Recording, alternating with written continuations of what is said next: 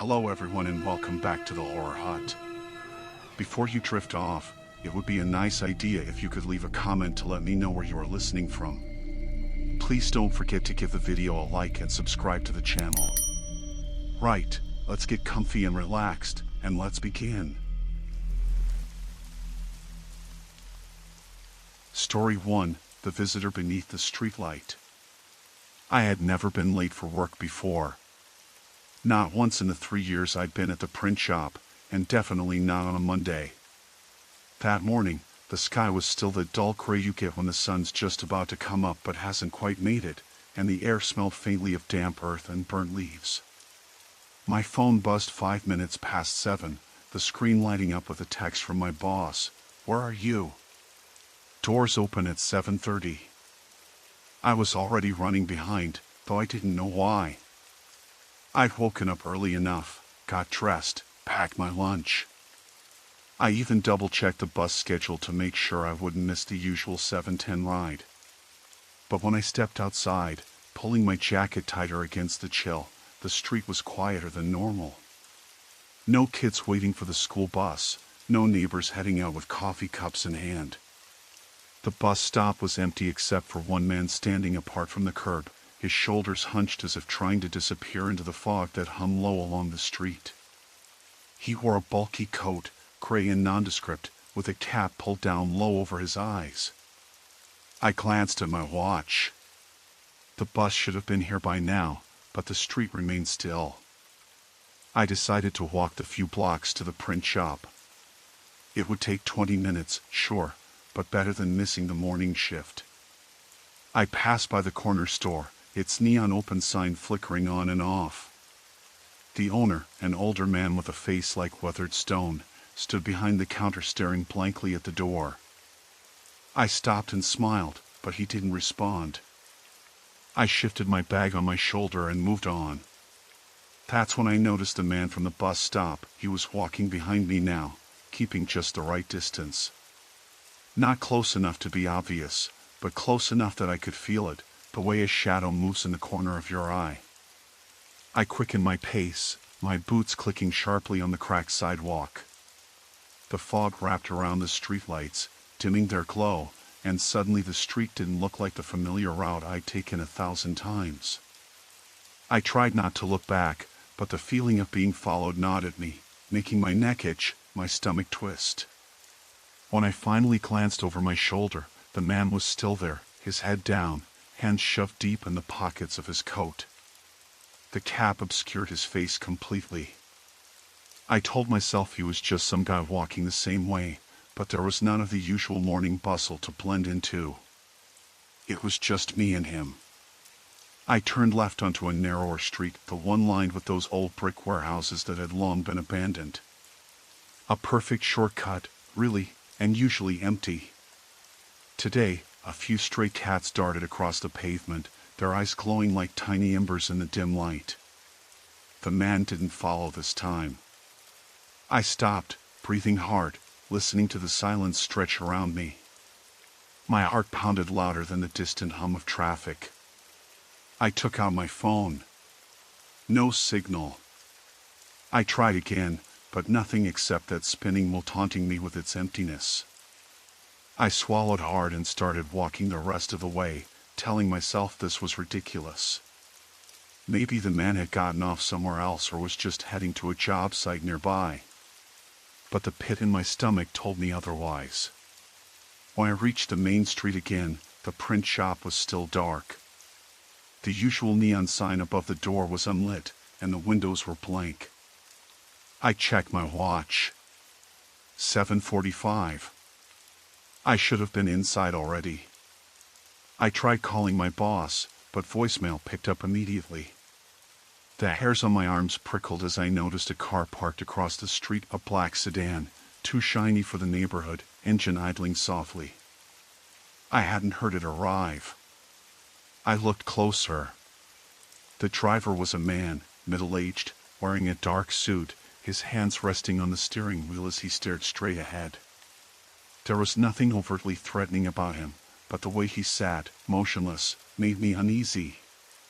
He hadn't moved since I noticed him, and his windows were tinted too dark to see inside. I decided to cross the street, figuring maybe I could get the attention of the print shop's night janitor. The door was locked. I peered through the glass, scanning the dim interior. No sign of movement, just stacks of paper and printing equipment gathering dust by the morning light. I tapped on the glass. Nothing. Suddenly, the black sedan's engine revved quietly. The man inside looked over at me, and though I couldn't see his eyes, I felt his gaze. I stepped back instinctively. The car didn't move, but the driver's head stayed turned my way. It was like he was waiting for me to make a move. Feeling exposed and more than a little foolish, I pulled out my phone again. No signal. The sky was brightening now, but the street felt darker than ever. I walked away, back toward the main road, keeping my head down, eyes darting left and right. That's when my phone buzzed. A text from an unknown number. "Did you leave the house?" I froze. The message had come just as I was passing a narrow alley between two buildings. I looked around, heart hammering. The street was still deserted except for the black sedan, which hadn't moved. The man in the gray coat was nowhere in sight. I typed back, hands trembling, "Who is this?" No reply. A new message popped up seconds later, "I see you." I swallowed hard and broke into a run, my footsteps echoing off the brick walls, the taste of metal sharp on my tongue. The alley seemed endless, closing in from both sides. I dared a glance behind me. At the far end, I could just make out the figure in the gray coat standing perfectly still, watching. I burst out onto the next street, gasping for air. My phone buzzed again, but I ignored it, slipping it into my pocket. The black sedan was gone. The street was empty, except for the flickering neon sign of a 24-hour diner. I pushed open the door, the bell jingling overhead. Inside, the warm smell of coffee and bacon lapped around me, and the clatter of plates and low conversation offered a small comfort. I sat at the counter, my hands shaking so badly I spilled some coffee on my jacket. The waitress glanced over, concern flickering in her eyes, but I just shook my head, trying to steady my breathing. For a few minutes, I felt safe. But outside the window, the fog was rolling back in, and somewhere down the street, a door slammed shut. The sky was streaked with orange and purple when I left the office, the kind of sunset that made you forget your tiredness for a moment. I locked my desk, grabbed my coat from the hook, and stepped outside into the early evening. The city was quieter than usual for a Friday, maybe because of the cold, or maybe just because it was one of those days when everyone seemed to want to be home early. I liked that kind of quiet, the spaces between the usual noise. It felt like a chance to breathe. I pulled my scarf tighter around my neck and started walking to the train station. It wasn't far, just a little under 10 minutes through a neighborhood that was mostly residential, with patches of small businesses, restaurants closing up, a barber shop with a flickering neon sign, a bookstore that had long since shut down. The sidewalks were mostly empty except for a few scattered people, a couple of teenagers huddled outside a corner deli, a man walking his dog, a woman talking to herself, the kind of muffled, uneven conversation that made you want to look away. At first, nothing felt out of place. The streetlights came on one by one, their pools of yellow light cutting through the deepening shadows. A cool wind rustled the bare branches overhead, and somewhere down the street, a cat screeched twice before vanishing into an alley. I could hear my footsteps echo off the empty pavement. The sound was oddly loud in the quiet. That's when I noticed him. He was standing across the street, near the corner where the barber shop met the old bookstore. At first, I thought he was waiting for someone. He was tall and lean, wearing a dark jacket zipped up to his chin, his hands shoved deep into his pockets. His face was turned toward me, but I couldn't make out much detail.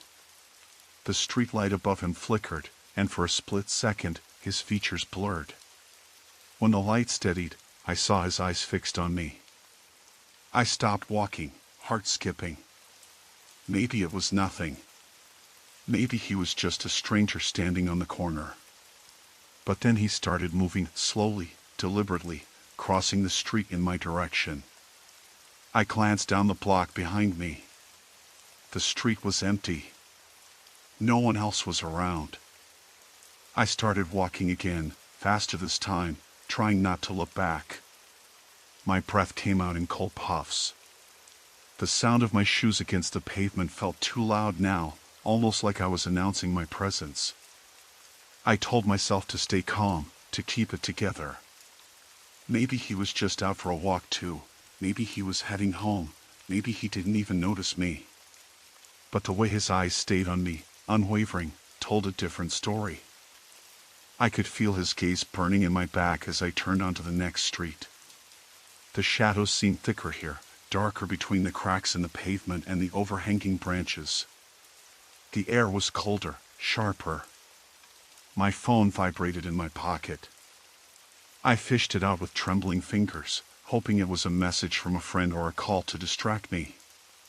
It was just a notification from an app one barely used. I slid the screen off and shoved the phone back in. My footsteps quickened again. The train station was only a couple of blocks away, and the thought of strangers and empty streets and eyes that followed made my skin crawl. I didn't want to look back, but I couldn't help it. The man was closer now, his pace matching mine. I crossed the street and ducked into the shadow of a large oak tree, hoping to lose him in the darkness. He stopped. I held my breath. Then, after a long moment, I heard footsteps continuing down the sidewalk the opposite way. I waited, counting the seconds, until the sound finally faded. I let out a shaky breath and glanced up. The street was empty again. No sign of him. Relief washed over me, brief and brittle. I started walking toward the station again, but then a new worry settled in. What if I was wrong? What if he knew where I lived? What if this wasn't random? The thought made my legs feel like jelly. The train station was small, with a platform open to the night sky and a dimly lit waiting area with peeling paint and cracked windows. A few people were scattered on the benches, heads down, earbuds in, or staring blankly at their phones. I bought a ticket from the kiosk, trying to keep my hand steady as I swiped my card, and stepped onto the platform. The wind here was colder, whipping around the station like it wanted to push me off balance. I pulled my coat tighter and scanned the shadows beyond the tracks. There was a man standing by the far edge, his back to me. He was wearing a hoodie, the hood pulled up, and he didn't move as a train rumbled past. I sat down on the bench, my heart still pounding. I told myself I was imagining things, that the city was full of strangers, some of them creepy or weird, and that was all there was to it. But the unease clung to me like a second skin. The train arrived late, its metal wheels screeching against the rails. I boarded quickly, finding a seat near the back. The carriage was nearly empty. The only other passenger was a man with a baseball cap pulled low, staring out the window. I kept my eyes on him, but he didn't turn. When the train pulled away from the station, I felt the tension easing just a little. Maybe I was safe. Maybe this was just one of those nights where the city felt a little darker, a little colder, but nothing really bad would happen. I closed my eyes for a second, trying to shake the image of that man on the street, his steady gaze, the way he had followed me without a word or a sound. As the train curved through the night, the lights of the city flickered past the windows, and I tried, desperately, to believe that the worst was behind me. But the knot in my stomach wouldn't loosen. Something about the way the evening had unfolded felt like the opening act of something far worse, and I wasn't sure if I was ready for what was coming next. The bus ride home was usually the part of the day I looked forward to the least, but that afternoon it felt even worse than usual. I was tired, my legs cramped from sitting too long, the hum of the engine droning in the background as the bus crawled through stop after stop. It was past 6, dusk bleeding through the windows, casting everything in a tired, orange haze. The streets were quieter now, and the city's usual bustle had thinned to a few scattered people. I slumped lower in my seat, trying to shield my face from the cold glass. I hadn't noticed the man at first. He sat 2 rows ahead of me, alone, but his eyes were fixed on the window, or maybe on me, I couldn't be sure. He was average height, wearing a dark jacket zipped up to the neck, his hair unkempt in a way that looked deliberate. Not the kind of person you'd immediately think to avoid, but something about him unsettled me. Maybe it was the way he kept glancing back every few minutes, or how his fingers drummed a slow, steady rhythm on his knee. I shifted uncomfortably, pulling my jacket tighter and pretending to scroll through my phone, even though I wasn't really looking at anything. The bus rattled and groaned on the uneven road, brake lights flickering ahead as it slowed for another stop. The man stood up suddenly, the scrape of his boots sharp against the floor. My heart ticked up, but I told myself it was nothing. Maybe he was just getting off. Instead, he moved to the row right behind me and sat down, his eyes briefly meeting mine in the reflection of the window. There was a faint twitch in his lips, like a smile pressed down too hard. I swallowed and looked away, focusing on the streetlights flickering outside. The bus was nearly empty now, 10 people at most. I counted them in my head, trying to make sense of the growing pit in my stomach. Every time I glanced back, the man was watching me. Not looking, not glancing, but watching. A cold, calculated stare that felt like it pierced through me. When the bus stopped at a barely lit intersection, he stood again. This time, he didn't move toward the exit. Instead, he stepped into the aisle and crouched down beside me, lowering his voice to a whisper. "Hey," he said, "you live near here?" My instinct was to say no, to pretend I didn't hear him. But my throat was dry and my hands clenched the edge of the seat, so instead I nodded, keeping my gaze fixed on the window. He straightened and smiled, but it wasn't friendly. "I always see you get on at the same stop, same time. You're pretty predictable." The bus jolted, and a spike of panic cut through me. I forced myself to look at him. His eyes were too close, too intense. The lights outside flickered again, shadows playing over his face. "Why are you talking to me?" I asked, voice barely above a whisper.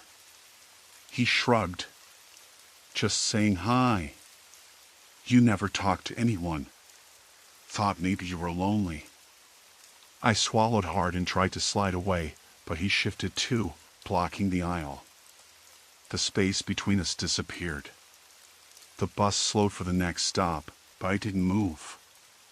The doors hissed open, and a few people got off, their footsteps echoing down the street. The man glanced toward the exit, then back at me, as if deciding something. "I'll get off too," he said, standing quickly. My heart pounded. I looked at the stop sign outside, half a block from my apartment. Not far, but close enough to make my stomach twist. As he stood, I noticed his jacket was unzipped now, revealing a plain gray hoodie underneath. His hands were clenched at his sides. "Wait," I said, but the words caught in my throat. He caught my eye and smiled again, that slow, deliberate curl of his lips. "See you outside," he said and stepped toward the door. The bus doors closed behind him, taking the dull roar of the engine and the faint smell of exhaust with them. I stayed frozen in my seat, my breath catching in my chest, until the bus pulled away and left me alone. Outside, the street was empty except for him. He was standing by the lamppost near the bus stop, hands in his pockets, head tilted as if he was waiting for something. I stayed on the sidewalk across the street, watching him. He didn't move when I started to cross, slowly, carefully, keeping my eyes on him. His figure stretched long and dark under the streetlight. When I reached the corner, he was close behind, his footsteps echoing too loudly on the cracked pavement. My mind raced. I thought about the cab company's number saved in my phone, about the keys jangling in my bag. I thought about the door to my apartment building, the lock that might not be enough if he tried to force his way in. I thought about the neighbors, none of whom I really knew well enough to ask for help. I forced myself to keep walking, faster this time, the keys clutched in my fist. The man stayed behind, a steady shadow, never quickening his pace but never falling behind either. The streetlights flickered again, casting the world in uneven light. A car passed by, its headlights cutting through the dark but not illuminating the sidewalks. I heard a voice, low and soft, tarried on the wind. "Why do you always come alone?" I didn't look back. My heart hammered as I reached the entrance to my building, fumbling with my keys. My hands shook so badly I dropped them twice before the lock clicked open. I rushed inside, slammed the door, and leaned against it, breathing hard. The hallway was dim and smelled faintly of damp paint and old carpet. I glanced through the peephole.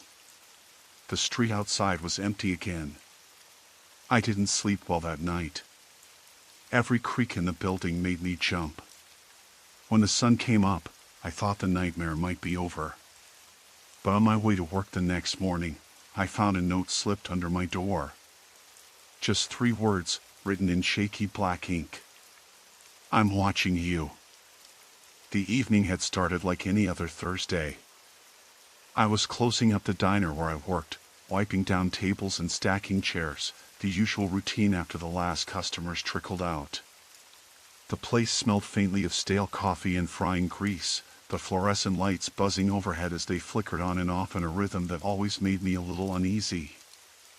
I glanced at my phone, 9:12 p.m., time to lock up and go home. Outside, the parking lot was nearly empty, except for a lone sedan parked under the cracked street lamp near the back exit. That wasn't unusual. Sometimes regulars left their cars there overnight. But tonight, something about it felt off. The car's engine was warm, the windows steamed slightly on the inside, and I could see a faint silhouette slumped low behind the wheel.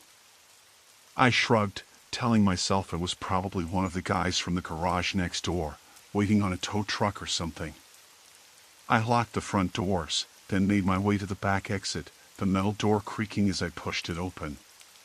The cool night air hit my face, heavier than usual, thick with the smell of damp concrete and a distant sewer drain. I paused, hearing a soft shuffle from the shadows near the car. The silhouette didn't move, but the shuffling stopped suddenly, like someone had realized they'd been noticed. I cleared my throat. "Hey, you all right?" No answer. Just silence. I took a step closer, trying to see the person's face through the fogged window, but they stayed hunched over, a dark shape blending into the interior. I fumbled for my keys, unlocking the back door to the alley that led to the parking lot. The uneven ground was littered with bits of trash, crushed cigarette packs, a cracked beer bottle, a forgotten candy wrapper. The air carried a faint metallic scent, like old blood or rusted iron. I called again, a little louder this time. "Hey! If you need help, I can call someone." Still nothing. The silence stretched out, thick and suffocating, until I noticed a movement in the corner of my eye, a flicker of dark fabric disappearing behind the dumpster at the edge of the alley. My heart jumped. "Hello?" I said, voice wavering now. No response. I felt the sudden urge to get back inside, to lock the door behind me. The hairs on my neck prickled, and the shadows around me seemed to close in tighter. I glanced back at the car. The engine was off now. The silhouette was gone. I stepped away from the car, heading toward the door, and that's when I heard it, the unmistakable sound of footsteps, slow and deliberate, coming from the far end of the alley behind the dumpster. They weren't light footsteps, they thudded, heavy, like someone stomping through dirt and discarded debris. I froze. The footsteps stopped. I held my breath, straining to listen, heart hammering in my chest like a frantic drum. Then a voice, low and rough, whispered from the shadows, "You shouldn't be out here alone." I swallowed hard, scanning the darkness. A figure emerged, stepping into the dim glow cast by the street lamp. He was tall, broad-shouldered, wearing a leather jacket and jeans, his face half hidden by a dark baseball cap. His eyes gleamed, sharp and cold. "I'm just closing up," I said, trying to keep my voice steady. "What do you want?" He smiled, slow and crooked, but it didn't reach his eyes. "Maybe I want to talk. Or maybe I just want to see how late you stay." I stepped back toward the door, fumbling with my keys. The man moved forward, the sound of his boots scraping against broken glass and gravel echoing in the tight alley.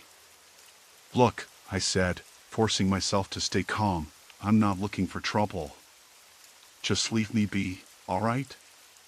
He stopped a few feet away, the shadows swallowing part of him, but his presence felt enormous, like a weight pressing down from all sides.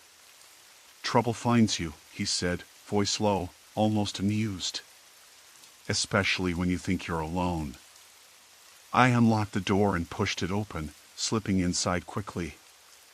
The cold metal pressed against my back as I closed it and turned the deadbolt. My heart thundered in my ears, and I leaned against the door, breath shaking. From behind the glass, I saw him standing still, watching. The street lamp flickered again, casting his shadow long and distorted against the brick wall. I grabbed my phone, thumb trembling as I dialed 911. The operator's voice was calm, asking questions I could barely answer.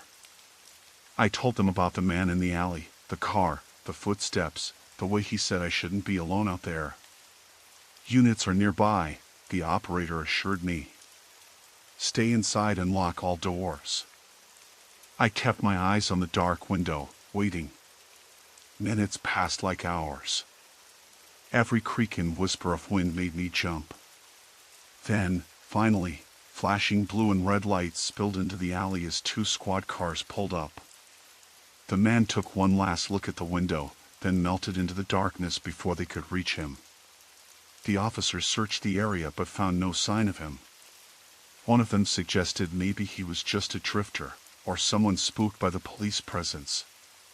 They left their car parked nearby and promised to check back in the morning.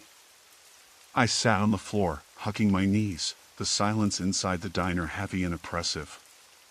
The night outside was still, but the feeling of being watched lingered like a shadow I couldn't shake. I didn't sleep that night.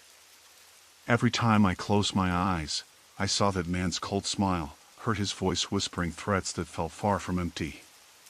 When dawn finally came, I forced myself to unlock the door and step outside. The parking lot was empty again. No car, no figure, no footprints. Only the lingering sense that this wasn't over. I was supposed to meet Mark at the diner at 7.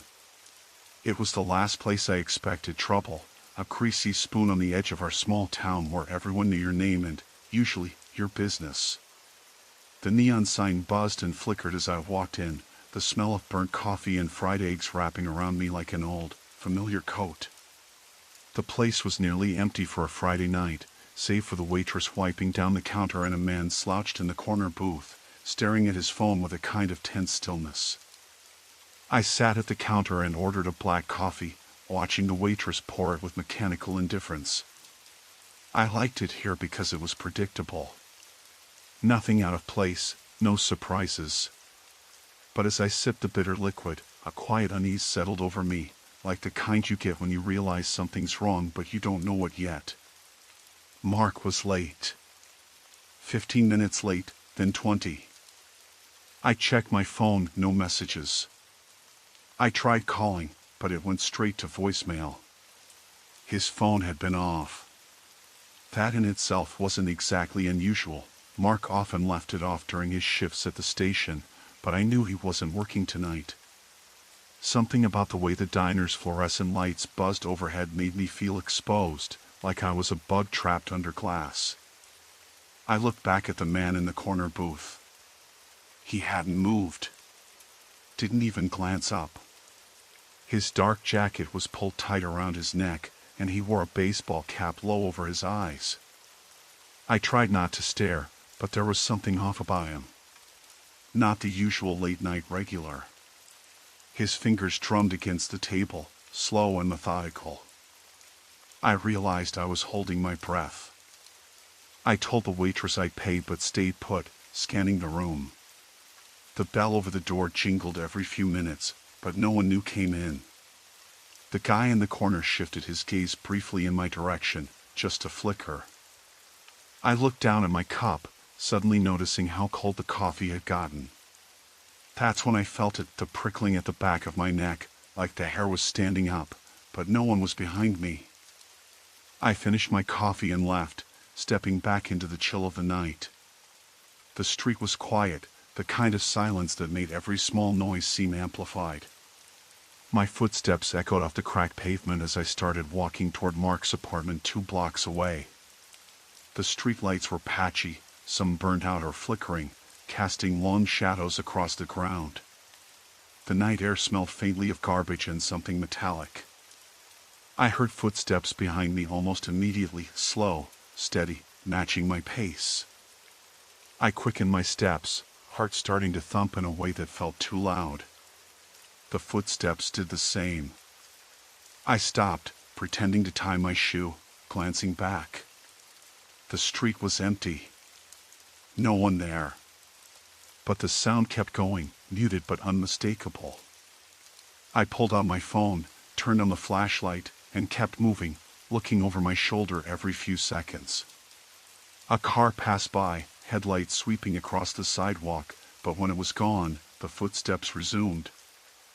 I was sure now someone was following me. My mind raced. Was it a drunk? A robber? Someone worse? I tried not to panic, told myself to stay calm, keep moving. I reached Mark's apartment building and fumbled with my keys, hands trembling. The footsteps stopped. I looked up and down the street. No one. Inside the apartment, the lock clicked behind me. I leaned against the door, breathing hard. A sudden noise came from the living room, soft, like something falling. I wasn't alone. My eyes scanned the room, couch cushions slightly askew, a chair pushed back. The TV was off, but a faint glow from the street lamp outside filtered through the curtains. I grabbed a lamp from the side table and flicked it on. The light illuminated a pair of muddy footprints that hadn't been there earlier. They led from the front door toward the back hallway. My mind scrambled for explanations. Maybe I left the door unlocked. Mark was supposed to have been here. But he hadn't been. Whoever was in the apartment had been there recently, maybe still was. I backed carefully toward the kitchen, intending to call the police. The phone was dead. No dial tone. I yanked the receiver and stared at the cord. Snipped, cleanly cut. My stomach dropped. Someone had been here, preparing for this. Then I heard it, a soft creak from the bedroom door. A slow, deliberate movement. My breath caught. I stood frozen, lamp held out like a useless weapon. The door clicked open slowly, revealing nothing but darkness behind it. Mark? I whispered, voice cracking. No answer. I stepped forward, heart hammering, and flicked the light toward the empty room. The bed was made, but on the floor near the window was a small, crumpled piece of paper.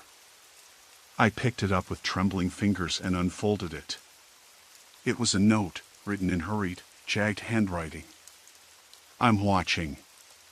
The words burned into my skin, the simple message so chilling in its certainty. I stumbled back out of the room, slammed the door shut, and locked it, the sound echoing in the silent apartment.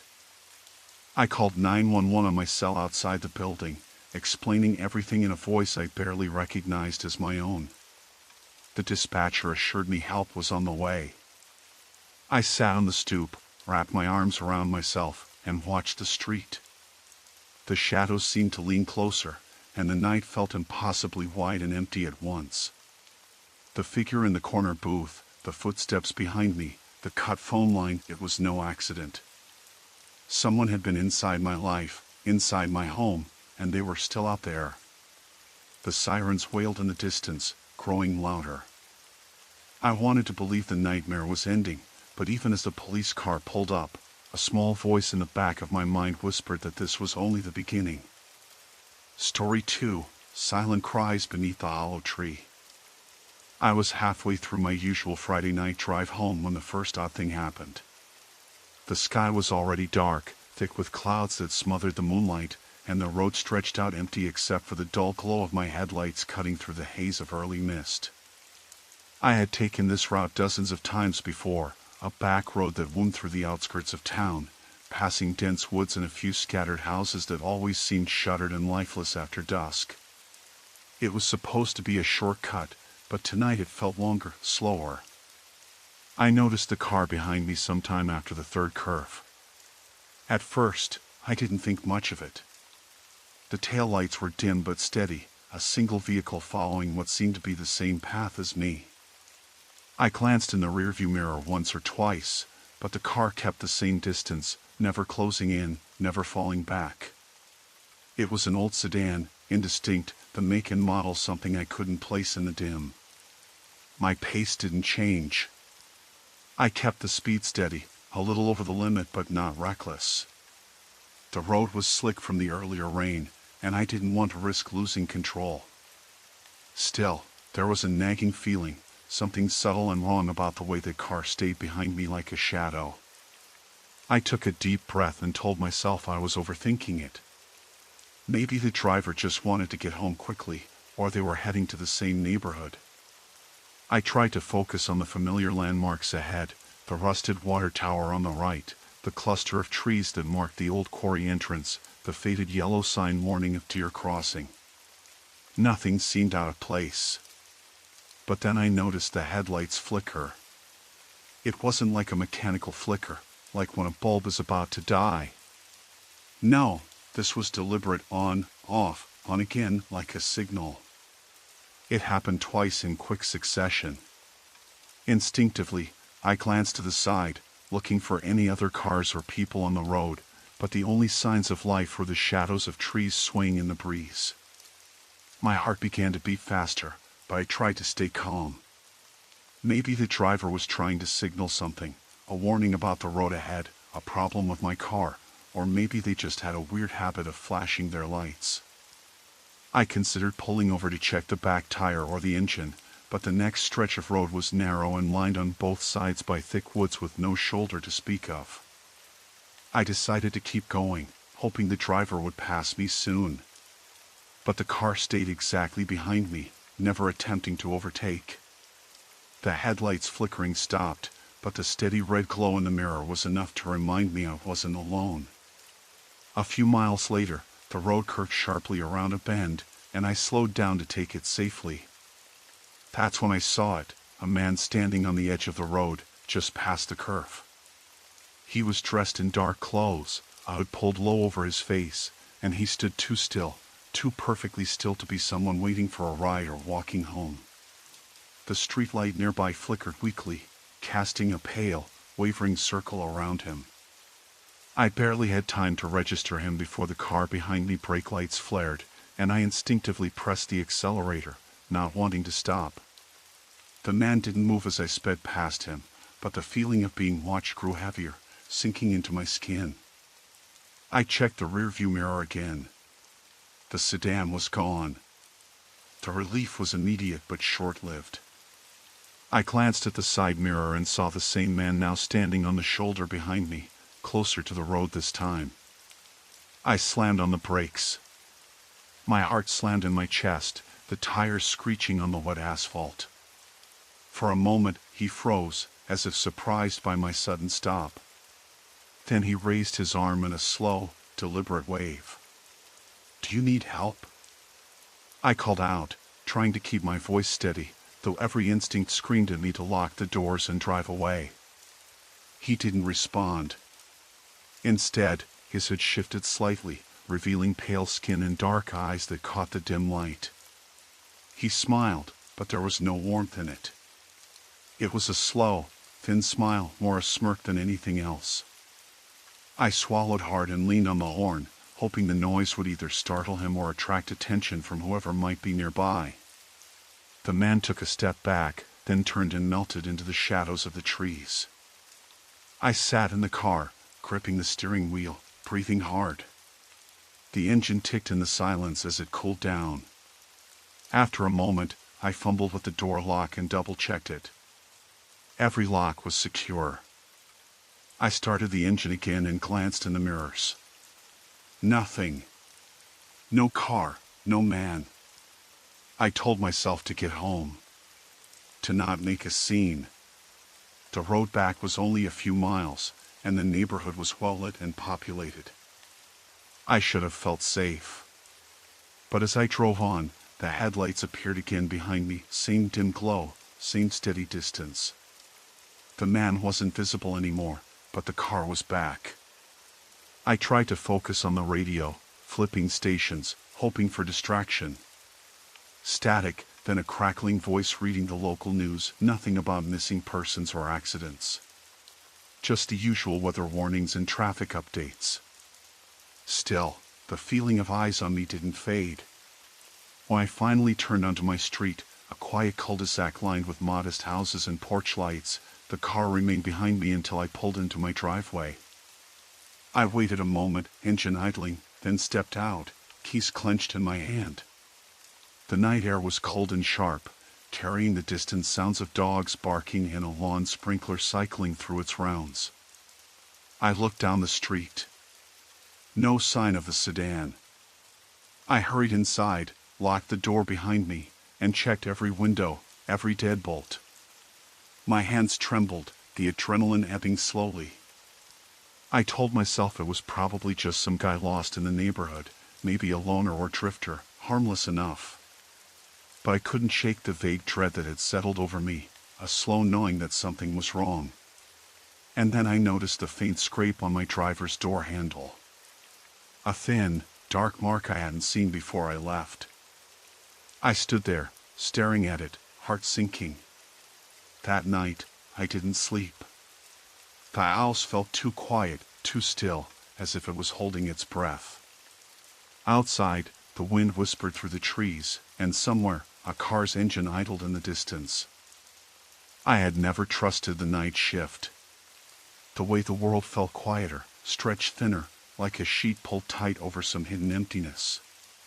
It was always the hours between midnight and dawn that made me uneasy, but desperation had pushed me to the small, nondescript convenience store on 7th Avenue. I needed the extra money. The manager said it was easy work, just ringing up customers, restocking shelves, and making sure the security cameras were working. But that night, nothing about it was easy. The first few hours passed with the usual dullness, occasional customers, the hum of fluorescent lights overhead, the faint buzz of the vending machines by the entrance. I kept a sideways glance on the security monitors, half expecting to see someone lurking outside just to spook me, but everything looked normal. Parking lot deserted, street lights flickering on and off like they did every night. The air conditioning unit rattled against the back wall, a steady pulse that might have been comforting if I wasn't so keyed up. Around 2:30 a.m., a man walked in. He was middle-aged, about my height, wearing a dark hoodie zipped up to his chin, a baseball cap pulled low over his eyes. His face was pale where the light hit it, but I couldn't tell much else. His hands were shoved deep into his pockets, and he moved slowly, almost hesitantly, toward the snack aisle. I kept my distance behind the counter, pretending to be busy organizing the lottery tickets. He didn't say anything when he got to the register. Just placed a single pack of gum on the counter and waited. I rang it up, took his money, and handed over the change. The man didn't leave. Instead, he stared at the shelf behind me. I tried not to look at him, but I could feel his gaze like a weight pressing down. "Can I help you find something else?" I asked, my voice a notch higher than usual. He shook his head slowly, eyes still fixed ahead. The silence stretched, thick and uncomfortable. Then, without warning, the man stepped closer to the counter. I noticed now that an elbow-length scar ran down the side of his neck, pale and jagged beneath the fabric of his hoodie. His breathing was shallow, uneven. "I'm just waiting," he said quietly. "Waiting for what?" I asked, attempting to keep my voice steady. He didn't answer. Instead, he shifted his weight, eyes flicking toward the door, then back to me. The air between us felt colder, and I realized the night had grown even quieter. No distant sirens, no cars driving by, just the low hum of the store's refrigeration units. I took a step back, feeling the smooth surface of the counter against my palms. "If you need anything else, just let me know." The man nodded and backed away, disappearing behind the aisle toward the back of the store. I watched him for a minute, heart pounding a little faster than usual, then shrugged it off. Maybe he was just a restless night owl like me. As the clock ticked toward 3:15 a.m., customers dwindled to nothing. I restocked the shelves near the back when I heard a soft noise from the front, metal scraping against concrete. I froze and listened. It was faint but distinct, like someone dragging something heavy across the parking lot. I glanced at the security monitors and felt my stomach tighten. Outside, a dark van was parked near the entrance, its engine off, but the sliding door was slightly ajar. No headlights, no visible occupant. The glare from a nearby street lamp lit just enough to see the outline. I reached for the phone behind the counter, but my hand trembled. I debated calling the manager, but what would I say? That someone was loitering outside? That a man with a scar had been too quiet, too still? The doorbell jingled suddenly, cutting through the silence like a knife. My heart leapt into my throat. I glanced toward the entrance. The man with the hoodie stood there again, expression unreadable, eyes glinting in the harsh light. "I forgot something," he said, voice low. I forced a smile, swallowing the lump of dread. "Is everything okay?" He didn't answer. Instead, he stepped inside, glancing over his shoulder toward the van. There was a subtle change in his posture, like he was trying to seem casual but was bracing for something. "Do you close soon?" he asked. 3:30, I replied, watching his hands, which were now clenched into fists. He nodded and moved toward the rows of cigarettes behind the counter. I followed him with my eyes but stayed rooted to my spot. The front door rattled slightly, pushed by the wind, or maybe by someone more deliberate. The van's sliding door slammed shut, muffled but unmistakable. I felt trapped. The store felt smaller, the shadows stretching longer across the linoleum floor. I wished the night would end, that dawn would come to break the tension that wrapped itself around my chest. Then the man turned, his eyes meeting mine. For a flash, I saw something raw and desperate in them, something that didn't belong in this quiet, lonely place. "I need you to keep this quiet," he whispered, barely audible, "no one else." I nodded slowly, unable to find my voice. The flicker of the security monitor caught my eye again, and I noticed a second figure now, just outside the glass door, a man standing perfectly still, face obscured by shadows. The night had just deepened, and so had the fear. I should have been relieved when the bus finally pulled away from the station at 10:15 p.m., but all I felt was an expanding pit in my stomach. The amber streetlights outside blurred by in irregular streaks, barely cutting through the thick night.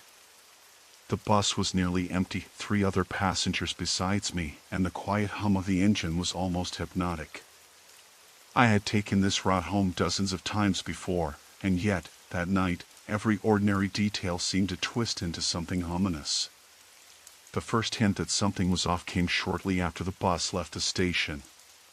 A man boarded at the second stop, just a few minutes in, and sat down in the row ahead of me, directly behind the driver's seat.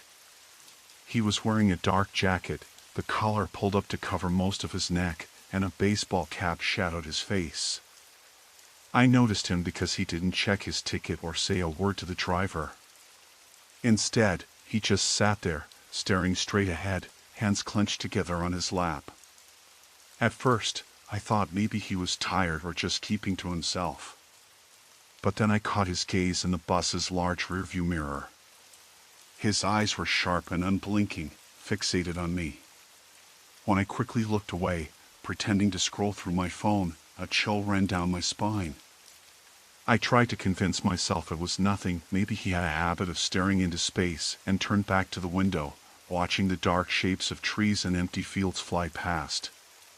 The bus rattled over a pothole, and the man shifted his weight in his seat. That's when I noticed the small black bag sitting on the floor beside him. It was old, maybe leather, with worn edges, but it was packed too tightly, bulging in unnatural places.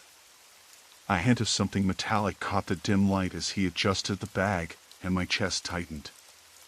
I wanted to tell the driver, but the driver's eyes were fixed on the road ahead, and the man was closer to me than anyone else on the bus. I considered moving to another seat, but the bus was nearly full ahead, and I didn't want to draw attention. The thought of standing up and walking past him made my stomach knot.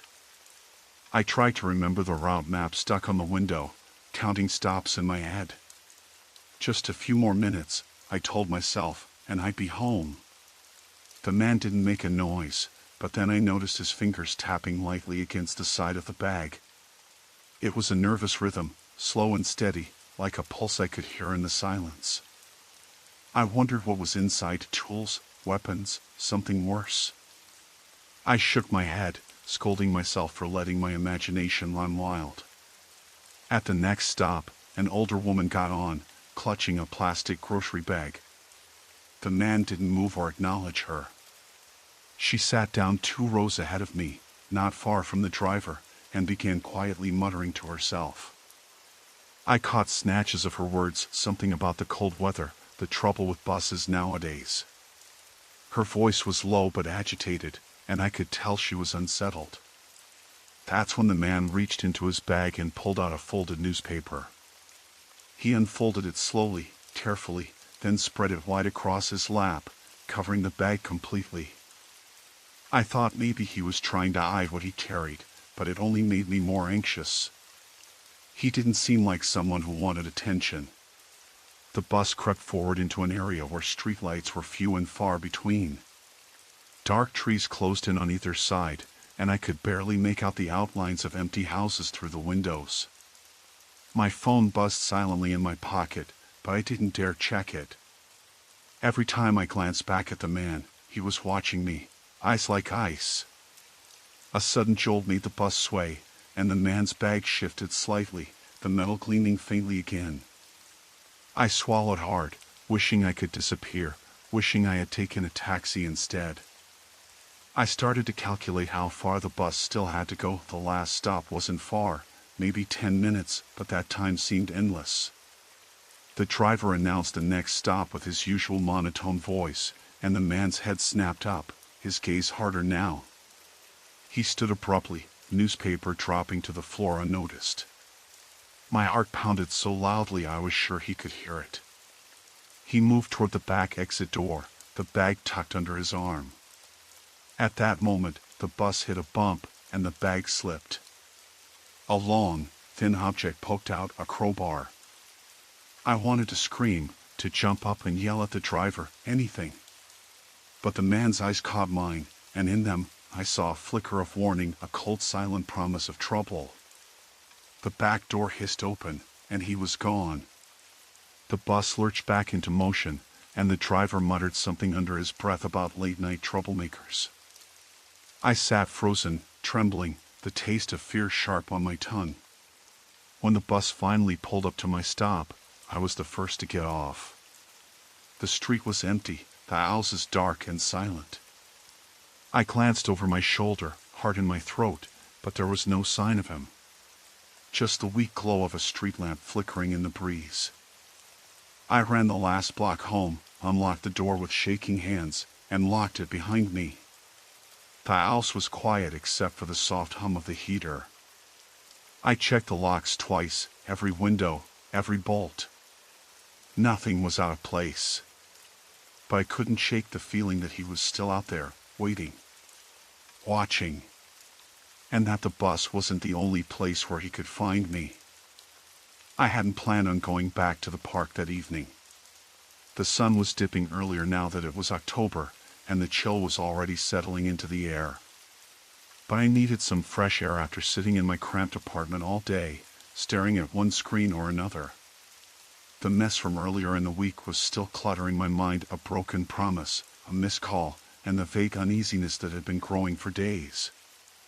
The park was quiet when I stepped through the iron gate, the usual hum of joggers and kids replaced by the slow rustling of leaves.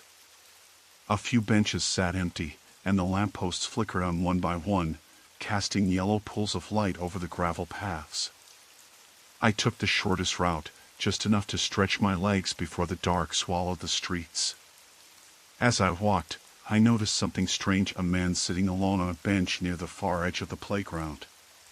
He looked too still for this time of day, hunched over with his hood pulled low.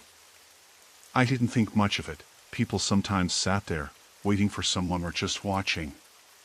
But as I passed, our eyes met briefly. He didn't look away immediately, just held my gaze for a few seconds longer than felt natural. That prickly sensation crawled up my spine, but I shrugged it off. Maybe he was lonely, or maybe I was just jumpy. I kept moving, the crunch of leaves underfoot my only company. The wind picked up, whispering through the branches, and I pulled my jacket tighter around me. I glanced back once and the man was gone. Probably just left the bench, I thought. But then, a few steps later, I caught movement from the corner of my eye, a figure pacing behind the row of bushes that lined the park's western edge. When I stopped abruptly, he froze too, blending into the shadows like he hadn't been moving at all. My heart sped up. I told myself it was nothing, maybe a dog walker or a late jogger. Still, I quickened my pace. The path curved toward the exit, but the man from before appeared again, this time standing just ahead near a lamppost. His face was partially obscured, but I could see the low, cold look in his eyes. I hesitated, debating whether to cross the street and take the longer way home, but I was too tired to deal with detours. I tried to ignore him, focusing on the worn bricks beneath my feet. That's when I heard it, a soft, deliberate step behind me. Not hurried, but measured. Someone matching my pace. I stopped suddenly and spun around, but there was no one in sight. The street was empty except for the flickering lamppost and the rustling leaves. I waited a moment, my breath visible in the cold air, but no footsteps followed. Still uneasy, I pulled my phone out to check the time. 30 minutes had passed since I entered the park. I told myself I just had to get out, cross the street, and be home in a few minutes. The man on the bench, the figure behind the bushes, maybe they were separate people, or maybe none of it was as threatening as it felt. But the feeling wouldn't leave me. I broke into a brisk walk, my eyes scanning every shadow, every flicker of movement. The streetlights seemed dimmer now, casting long, uneven shadows. I passed a row of parked cars, their windows reflecting the empty road behind me.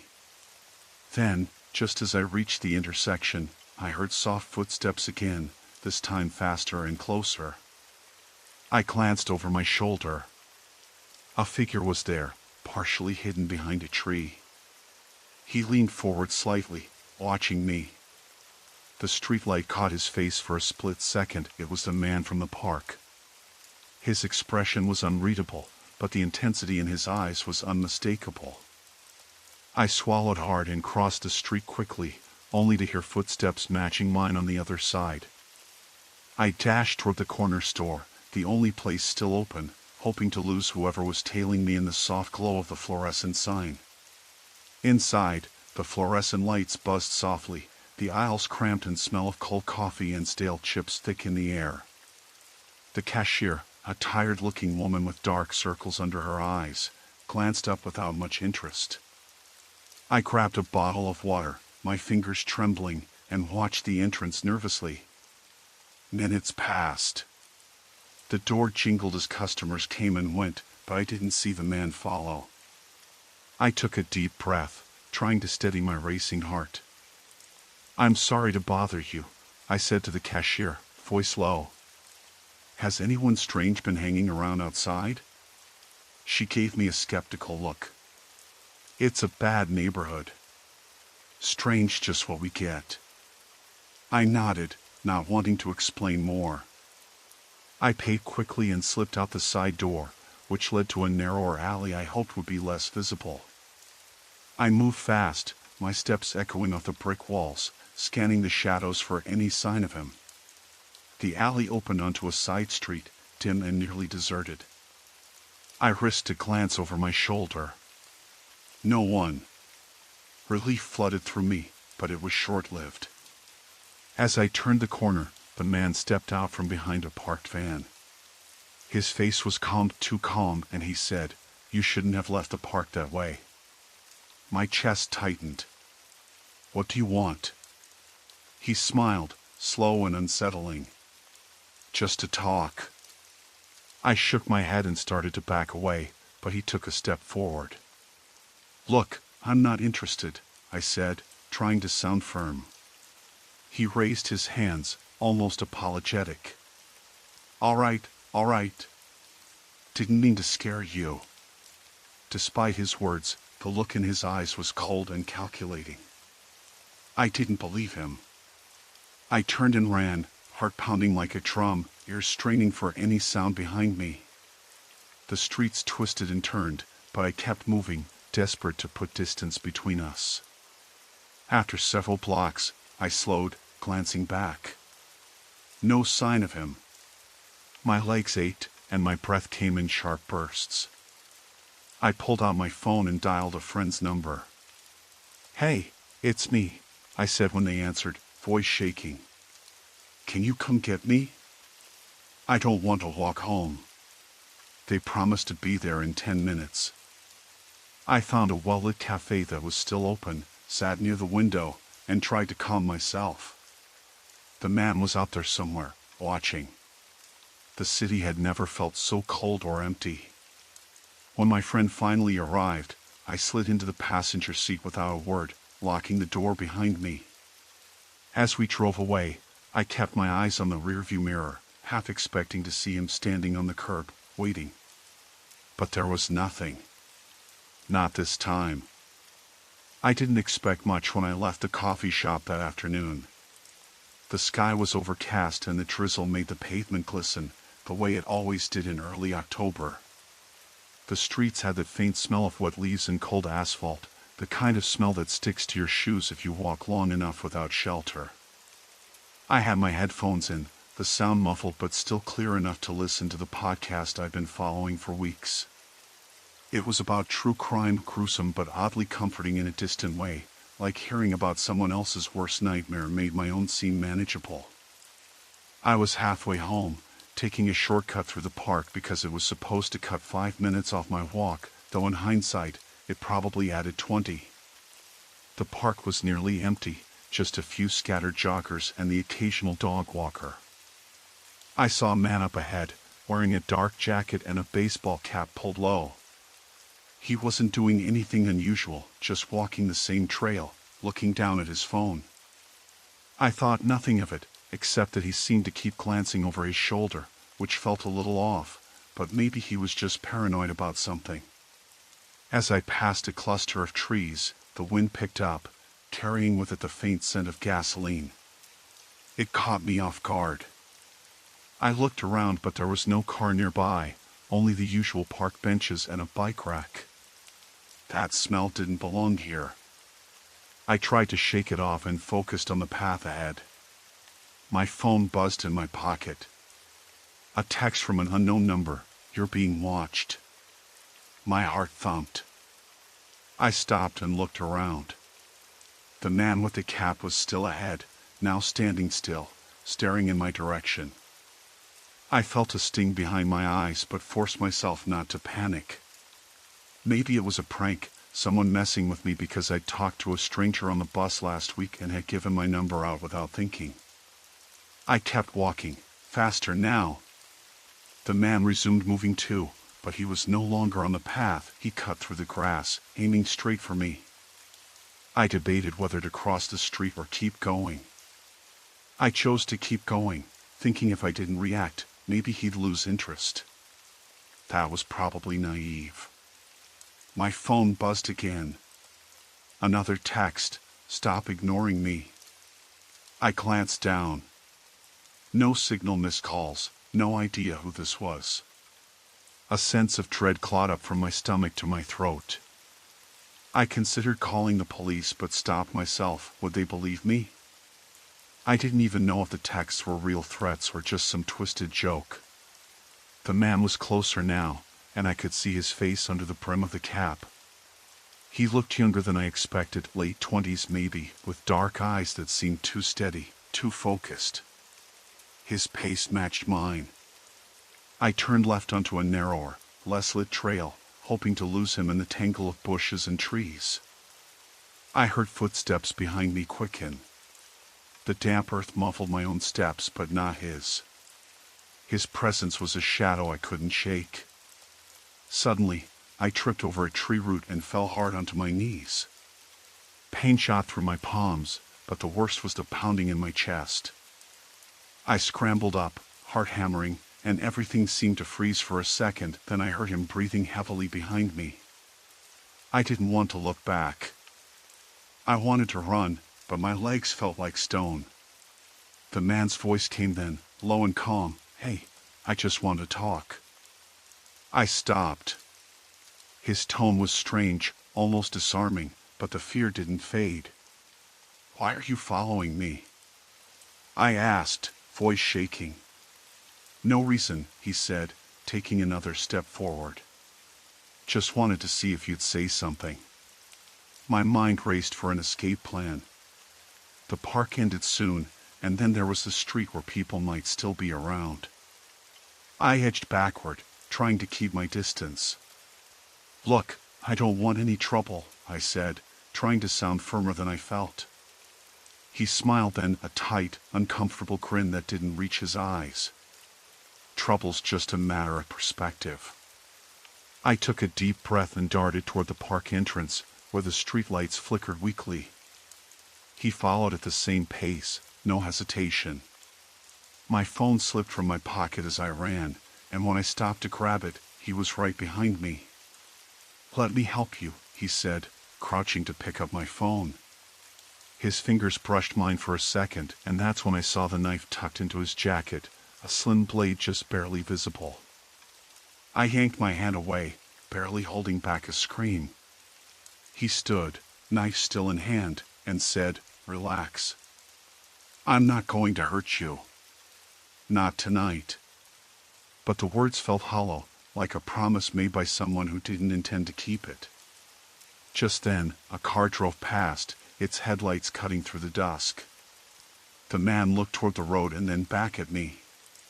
For a moment, I thought he'd bolt, but instead, he said, "You need to be more careful." I didn't say anything. My throat was dry, and my hand shook so badly I almost dropped my phone again. He turned and walked away, disappearing into the shadows of the trees. I stood there for what felt like hours, waiting until the streetlights drained the darkness from the park. When I finally reached my apartment, I locked the door twice and checked every window. I told myself it was over, that maybe the man was just someone with problems, not a danger. But the texts kept coming, one every hour late into the night. "I'm outside," one said, and I knew then this wasn't a coincidence or a prank. Sleep didn't come. I lay awake, the faint hum of the city coming through the cracked window, wondering if the next knock on my door would be the one where everything changed. Story 3, Threads of Unseen Fate. I'd been driving for nearly 2 hours when the sun finally slipped behind the ridge of trees lining the highway, the sky turning a bruised purple. The road was mostly empty, save for the occasional car that passed me by in a blur of taillights or headlights, depending on the direction. My hands were stiff on the steering wheel, knuckles pale from gripping it too tightly. I had left work late, later than I usually did, and now the stretch of two-lane asphalt ahead seemed to stretch on forever, cutting through dense woods that swallowed the fading daylight. The radio buzzed softly, a late-night talk show host droning on about some local political scandal. I wasn't really listening.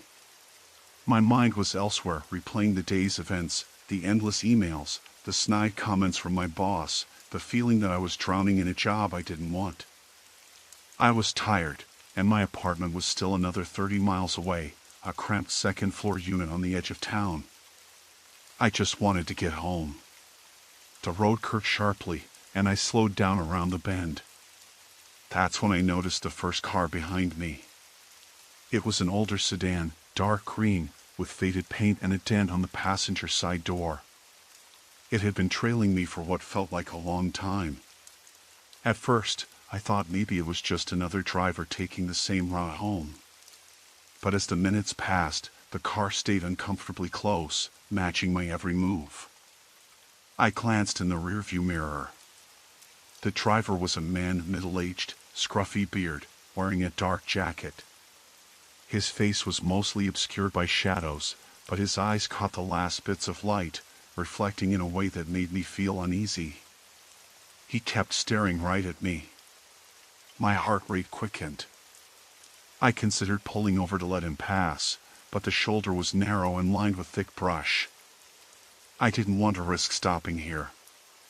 Instead, I increased my speed slightly, hoping to lose him. The sedan matched me without hesitation. The radio clicked and went silent. I fiddled with the dial, trying to restore it, but it only emitted static. My chest tightened. I switched it off altogether and focused on the road ahead. The trees on either side seemed to close in, the darkness folding in around me like a trap. A mile later, the highway opened up into a small town. I breathed a little easier, thinking the car behind me might stop at one of the gas stations or diners. But no! It followed me into town, turning the same way I did at the traffic light, inching closer at the stop sign. I pulled into the parking lot of the 24-hour convenience store. My hands trembled as I shifted into park. The green sedan stopped just a few cars behind mine. I sat still, pretending to check my phone, though I had no real message to write. My fingers hovered over the screen, heart pounding loud in my ears. After what felt like an eternity, the driver got out of the car. He was taller than I expected, broad-shouldered beneath that worn jacket. He moved slowly, deliberately, as if aware of every step he took. He didn't look around or seem to notice the cashier inside, just kept walking toward the store's entrance. I watched as he entered the automatic door, the bell chiming softly behind him.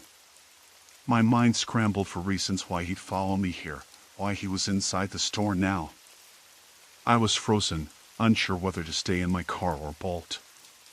Minutes passed. I kept my eyes on the entrance. The man didn't seem interested in buying anything. He just stood near the aisles, glancing around like he was waiting for something or someone. Then, out of nowhere, his head snapped toward the window facing my car. Our eyes locked through the glass. His gaze was unsettling, dark and empty. I turned away, suddenly feeling exposed and vulnerable. I unlocked my door quietly, then locked it again. My phone buzzed in my pocket, a text from my sister. I ignored it, not wanting to draw attention. The man still lingered inside, his shadow flickering in the dim store lights. I decided I couldn't stay. I started the engine and pulled out of the lot, heart hammering so loudly I thought it might burst. The green sedan followed immediately, its headlights glaring behind me. I drove faster now, the speedometer climbing well past the limit. The road ahead was empty, just trees and darkness stretching out on either side. The man's car stayed right behind, relentless. I considered calling the police but hesitated. What would I say? That a strange man was following me in a town where everyone knew everyone? I didn't have proof, just a gut-wrenching feeling of dread. Then the sedan's driver did something that made my blood run cold. He flicked his headlights off and on in quick succession. It was like a signal, a deliberate gesture that shattered any illusion of randomness. My breath caught. The thought that this was no accident, no coincidence, settled over me like a heavy fog. I took the next exit, hoping to lose him on the winding back roads. The headlights behind me flickered again, almost mocking. At one point, I pulled over to the side, turning off my engine and all the lights inside the car. I sat in silence, holding my breath, waiting to see if the car would pass me by. It didn't. The sedan slowed down and then stopped a few yards behind me, its outline barely visible in the dark. Minutes dragged. I debated running on foot through the woods but knew it was a dangerous gamble. Then, just as suddenly as it had appeared, the sedan's engine roared back to life and it sped away down the road. I waited a few more minutes before I dared to start my car again, hands shaking as I pulled back onto the highway. My phone had died somewhere along the way, the battery drained perhaps from the earlier use or the cold night air. I was alone, the road stretching ahead, and the weight of the night pressing in on every side. I didn't know who that man was, or why he'd been following me. But I knew one thing with terrifying certainty: he hadn't given up. And neither could I. I never thought I'd be the kind of person to check over my shoulder twice while walking home from the grocery store, but that night, something about the air had me twitchy. The sun had sunk behind the apartment blocks, and the street lamps flickered on one by one, casting pools of weak yellow light in the otherwise dim alleyways. I was hauling a plastic bag stuffed with food enough to get me through the next few days, and trying not to think about how late it was. The bus had stopped running an hour ago, and I couldn't afford a cab. I told myself I was being paranoid. The neighborhood wasn't great, granted, but it wasn't the kind of place where people just lurked in the shadows waiting for a target. Still, my footsteps felt too loud, echoing against the cracked pavement, and the silence seemed too thick. About halfway down the block, I caught movement across the street, a man leaning against the brick wall of a closed-down laundromat. He was wearing a dark hoodie, hands shoved deep in his pockets, head bent slightly as if watching something or me. I froze for a moment, trying to decide if I'd imagined it, but when I blinked, he was still there, his gaze locked on me.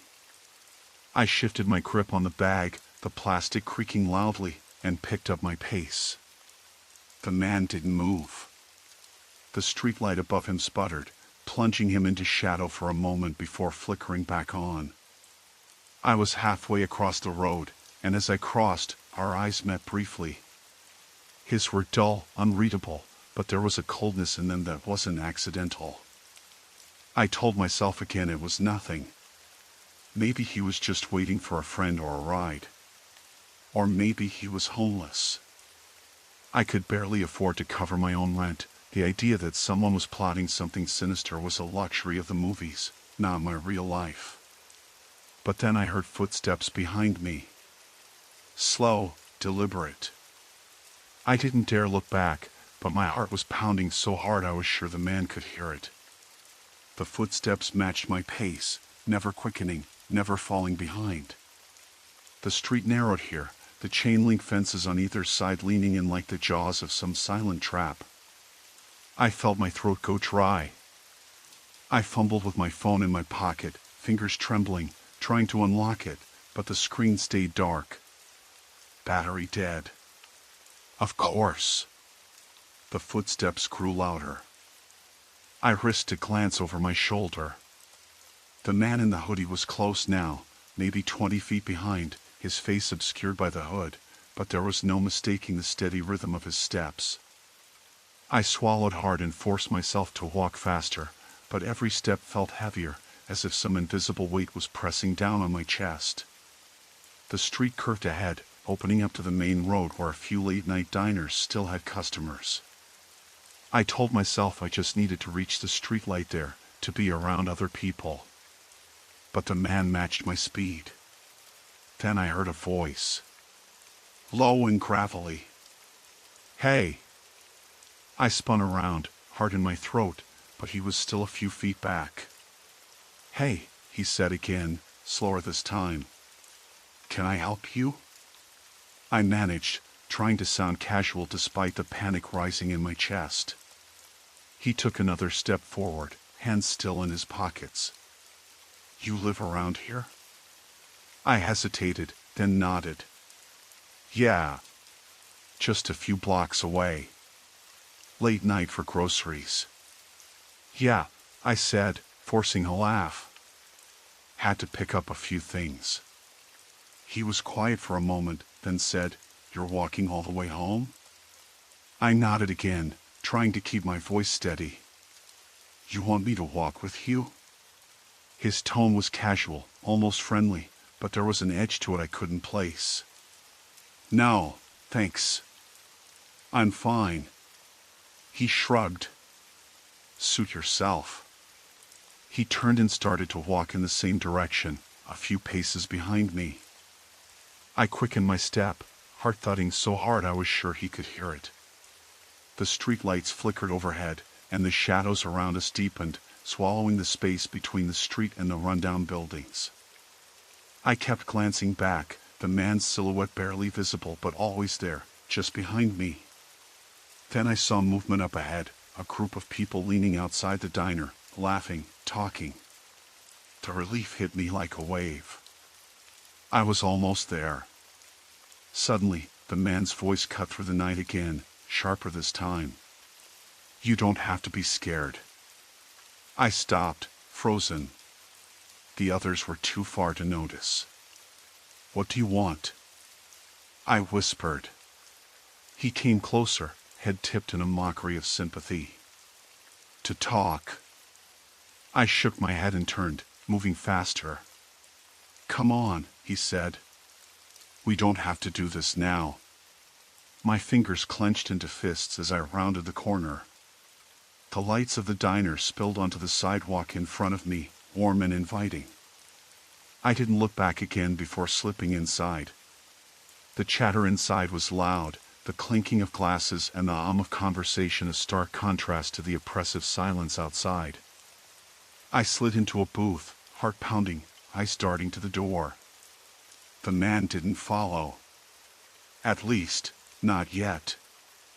I ordered a coffee, hand shaking as the waitress smiled and took my order. I told myself I wasn't imagining anything. That he was just a stranger who had decided not to press whatever his intentions were. But as I sipped the bitter drink, I realized the streetlights outside flickered again, and the shadow of someone standing just beyond the diner's window caught my eye. My breath hitched, and I turned, but the street was empty. For now. I took out my phone.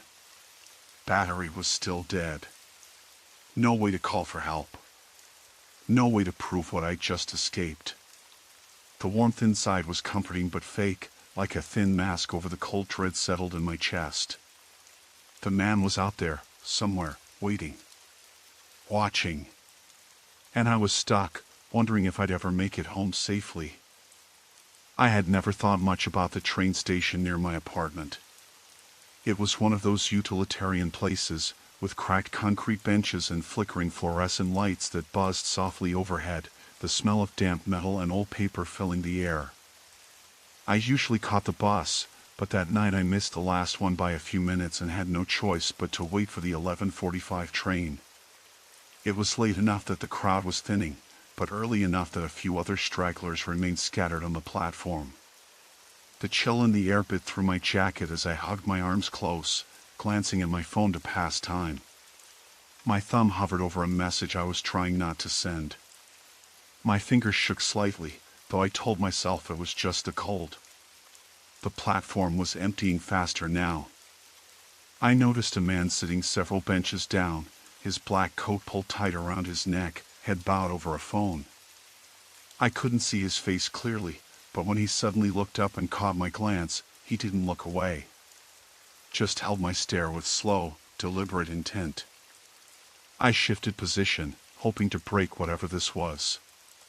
My heart jumped a few beats when I felt the unmistakable sensation of being watched.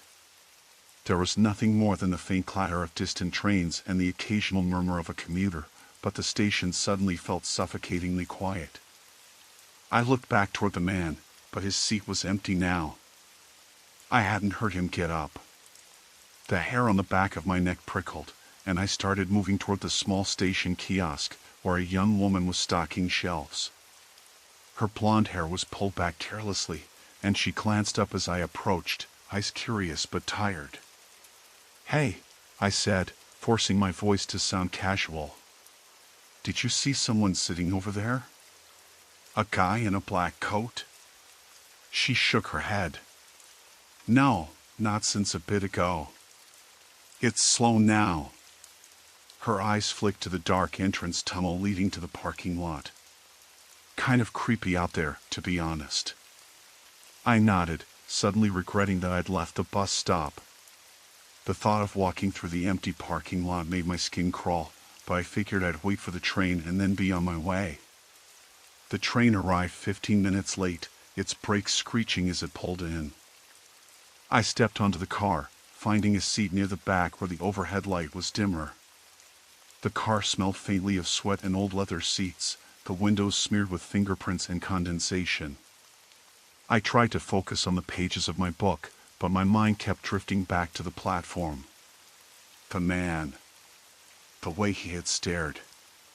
I glanced up when the doors hissed closed, blocking out the faint echo of the platform. Across from me sat an older man, his coat buttoned tight at the collar, a thin silver chain glinting around his neck. His skin was pale, almost waxy under the fluorescent lights, and his ice blue eyes seemed to pierce straight through me. He didn't look away when I met his gaze. Instead, a slow, almost imperceptible smile tugged at the corners of his thin lips.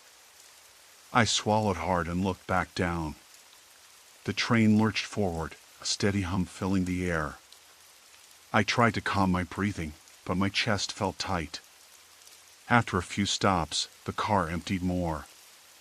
At the next station, a group of teenagers boarded, laughing loudly. Relief flooded me for a moment, but then I caught the older man's eyes again. He was watching me, unblinking. I turned toward the window, pretending to be absorbed by the city lights blurring past. A sudden noise, a soft tapping, made me glance down. The man had pulled out a small notebook and was flipping through pages, his fingers tracing words I couldn't see. The train rattled through a tunnel, swallowing us in darkness for a long stretch. I held my breath, counting the seconds until the light returned. When it did, the man was gone. My heart pounded. Had he gotten off? Or moved to another car? I debated moving, but something rooted me in place. Maybe it was the exhaustion, or the fact that it was late and the train was nearly empty. I told myself it was paranoia. Then the tapping began again, softer this time, like someone gently knocking on a glass. I turned slowly, and there he was, standing just a few feet away, the notebook still in his hands. "I'm sorry," he said quietly, voice low and calm. "I didn't mean to scare you." I blinked, trying to process. "It's okay." He smiled again, but it didn't reach his eyes. "I see you sometimes. Around the station. You're always alone." I nodded slowly, the words caught somewhere between curiosity and fear. He took a step closer. "Are you afraid?" The question felt like a knife. I swallowed. "I don't know." The train jolted, throwing us both slightly off balance. When it steadied, he was gone again. I kept my eyes on the door, waiting for him to come back. The rest of the journey was a blur of shadows and silence, my fingers clutching the edge of the seat so tightly they went numb. When I finally stepped off the train, the platform was deserted. The man was nowhere in sight. I walked fast, my breath leaving clouds in the cold night air, ears straining for any sound behind me. Halfway to my building, I heard footsteps, soft, deliberate. I spun around. Nothing. Just the quiet hum of the streetlights and the distant wail of a siren. I told myself to relax. Maybe it was just my imagination. But as I unlocked my door, I noticed a scrap of paper tucked under the doormat. Hands trembling, I pulled it free. In jagged handwriting, it read, "You looked back." I dropped the note and pushed inside, locking the door behind me. The familiar creak of the hinges felt suddenly foreign, like a warning. I stayed awake the rest of the night, listening for any sound beyond the hum of my heater. The last thing I wanted was to be alone again. The old bus rattled beneath me, its worn suspension carrying a steady rhythm that did little to soothe my nerves. I sat near the back window, staring out at the dusk-stained sky, watching the city blur into a series of muted grays and dull oranges. The driver had been quiet since the last stop, and a handful of other passengers were scattered in their usual silent, distracted ways.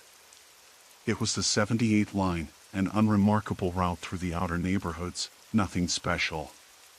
Just a regular Tuesday evening ride home from the office. I glanced at my phone, no new messages, no missed calls. The battery was down to 15%, enough to keep me connected, but not much more. I tried to shake off the unease creeping up my spine. The day had been long and dull, filled with the kind of small office frustrations that didn't deserve this gnawing feeling in my gut. Maybe I was just tired. The bus slowed as we approached a stop that was practically a forgotten stretch of road. A narrow sidewalk ran alongside a tangle of overgrown bushes and a dimly lit row of townhouses with peeling paint and broken porch lights. The street lamps flickered sporadically, giving the whole area a patchy, uneasy glow. I had passed this stop dozens of times before, but tonight something felt different. A man stepped onto the bus. He was tall, thin, wearing a dark hoodie with the hood pulled up despite the mild weather. His face was partially shadowed, but I caught the flicker of pale skin and sharp cheekbones. He didn't glance around or make eye contact. Instead, his eyes seemed fixed on the floor as he shuffled down the aisle. He paused a few seats ahead of me, then hesitated, finally sliding into the seat directly in front of mine. The bus resumed its slow crawl down the street. I could hear the man's breathing, steady, but too quiet to be comforting. I told myself it was nothing. People were just tired or distracted. Maybe he was heading home, like me. But then I noticed the weighty bulge beneath his jacket, just by the side of his hip. It wasn't clearly defined, but something was there, pressed close to his body. I imagined a thick book, or maybe a heavy tool. My heart skipped. I tried not to look, but my eyes kept drifting back. The bus rumbled to the next stop. No one else got on. The man shifted in his seat, his movements deliberate. I could now hear the faint scrape of metal against fabric, a dull, intermittent sound. The air in the bus seemed to thicken, the stale, recycled smell of sweat and exhaust suddenly suffocating. I reached for my phone, fingers trembling. My battery warning popped up, flashing red at me. I debated calling someone, but what could I say? There was no clear threat, just a man sitting quietly in front of me. I tried to steady my breathing, to focus on the passing streetlights, on the occasional crackling static over the bus's PA system. Then the man turned his head slowly, just enough so that I caught the glint of dark eyes beneath the shadow of his hood. They weren't angry or aggressive, just cold and unreadable. His gaze locked on mine for a brief second, long enough to make me flinch. Then he looked away, back to the window. A shiver ran through me, despite the warmth inside the bus. I noticed the other passengers avoided looking at him too, their bodies stiffening subtly in their seats. The bus driver glanced in the rearview mirror, a brief flicker of concern crossing his face before he returned his eyes to the road. The bus creaked as it took a sharp turn, and I leaned against the window, trying to compose myself. The man's presence was a shadow looming over the whole ride, his every small movement amplified in the tight, enclosed space. I felt trapped, hemmed in by this silent stranger and the slow, grinding progress of the bus. At the next stop, a young woman got on, clutching a backpack tightly to her chest. She hesitated when she saw the man, her face paling just slightly. She chose a seat near the front, as far from him as possible. Her hands shook as she pulled out her phone. I wondered if she saw something I didn't. The bus grew quieter, the few remaining passengers sinking deeper into themselves. I could hear my own heartbeat pounding in my ears. The man shifted again, and this time, I saw the outline of something metal, the handle of a knife or a similar object pressed against his thigh. My mind raced. Should I say something? Alert the driver? Pretend not to notice and hope the ride ended soon? We reached the stop where I was supposed to get off, a small cluster of lights marking the edge of a rundown residential block.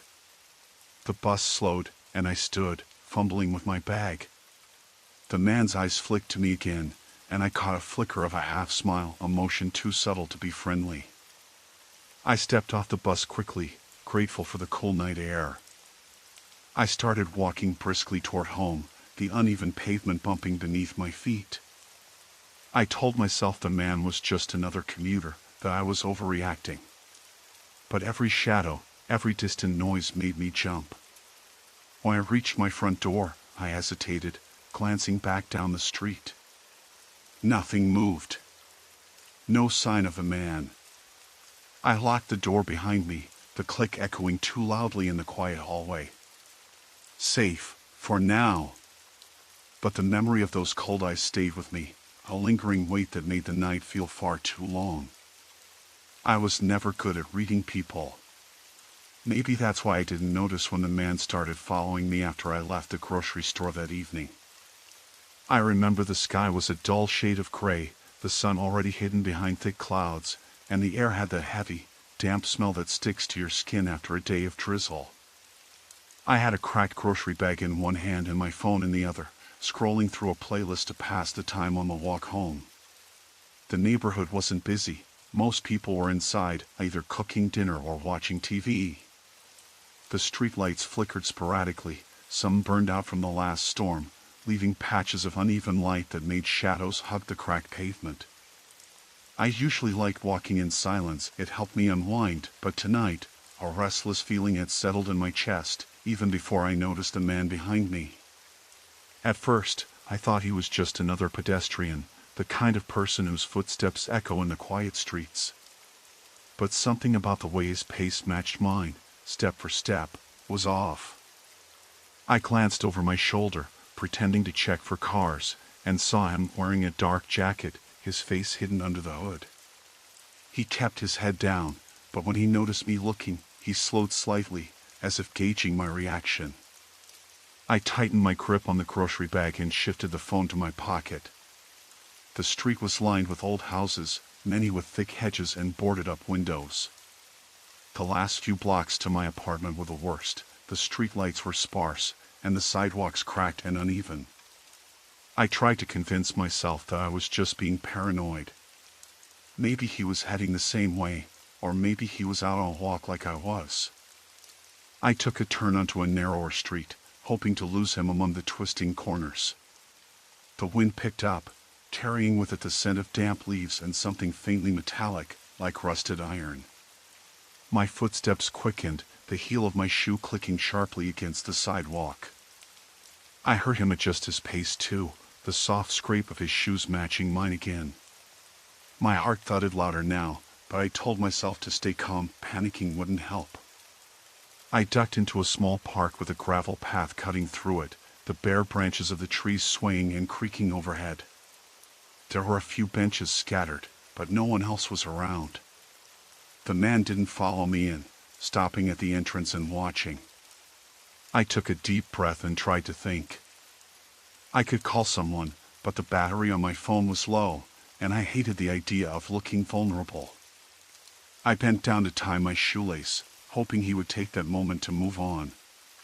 Instead, the sound of his footsteps approaching sent a jolt through me. He came around the corner, head still lowered, but now I could see his face, pale, with sharp features and tired eyes that didn't blink as much as they should have. I stood up quickly, ready to bolt, but he held up a hand. "Wait," he said, voice low and steady. "I'm sorry for scaring you." His words hung in the cold air, but I felt no relief. Instead, a wave of confusion and unease crept over me. "Why are you following me?" I asked, trying to keep my voice steady. "I wasn't following you," he said, though the timing made that impossible. "I'm new here, just moved into the neighborhood. I saw you and wanted to ask for directions." His eyes darted nervously to the street behind me, then back. "I'm not dangerous." I wanted to believe him, but there was something about the way he spoke, too rehearsed, too careful. I glanced around, but the park was deserted, shadows pooling between the trees. My mind raced through every article I'd ever read about kidnappings, assaults, people disappearing without a trace. "I don't need directions," I said flatly, stepping back toward the park exit. He moved with me, his pace steady, not hurried but relentless. "Look, I get it," he said. "You don't know me. But I'm not here to hurt anyone. The gravel crunched loudly as he stopped abruptly, and I nearly jumped.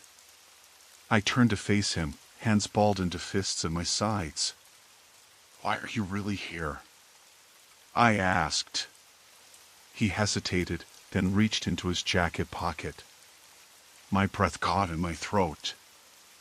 I expected a weapon, but instead, he pulled out a folded piece of paper and handed it to me.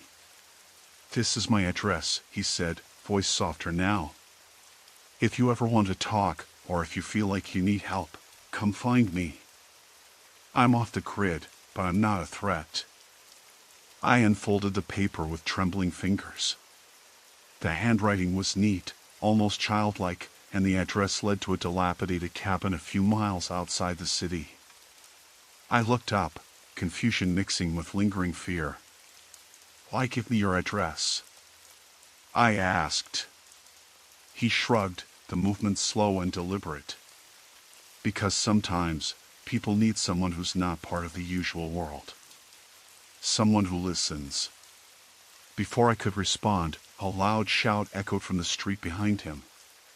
He flinched and looked toward the noise, a group of teenagers yelling and running past the park entrance, their laughter sharp and jagged against the quiet night. He glanced back at me, a flicker of something unreadable in his eyes. "I should go," he said, turning away. As he disappeared into the shadows, I felt the weight of the paper in my hand grow heavier. I wanted to throw it away, to forget the encounter entirely. But I kept it folded in my pocket and hurried home, the unease settling deeper than before. Inside my apartment, I locked every door and window twice, the sound echoing in the small space.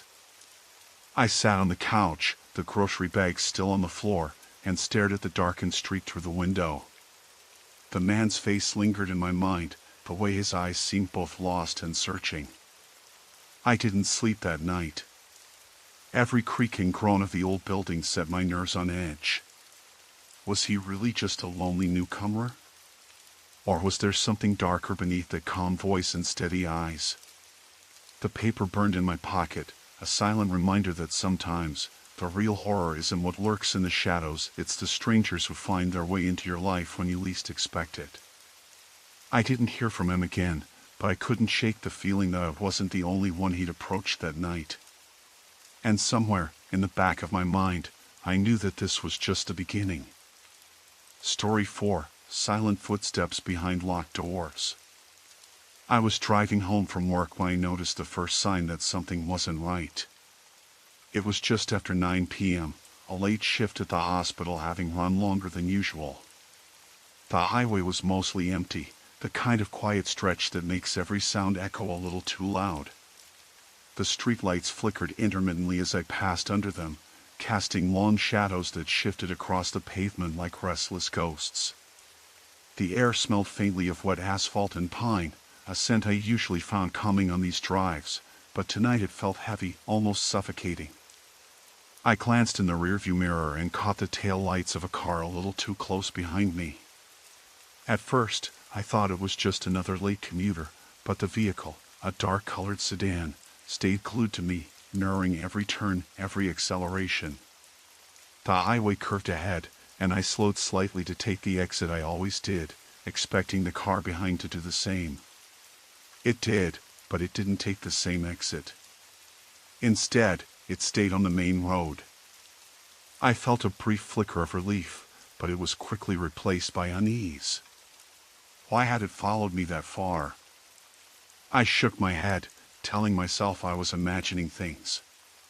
Maybe someone had been going my way and just slowed down for a moment. I tried to focus on the familiar scenery, the gas station on the corner, the stretch of old, shuttered storefronts that had long since closed, and the predictable rhythm of my ride home. The anxiety, though, crept up my spine like a slow, cold drip. When I turned down the narrow street leading to my apartment complex, the streetlights here were dimmer, more spaced out. The trees lining the sidewalk swayed in a breeze I couldn't feel on my skin. I pulled into my parking spot and killed the engine. The street was empty except for a few other cars parked haphazardly along the curb. The darkness here felt thicker, more impenetrable. As I reached for my keys, I noticed a figure standing under the street lamp a little ways down the block. The light was too weak to make out much, but the person wasn't moving. I froze. The figure's posture was unnatural, too still, too deliberate.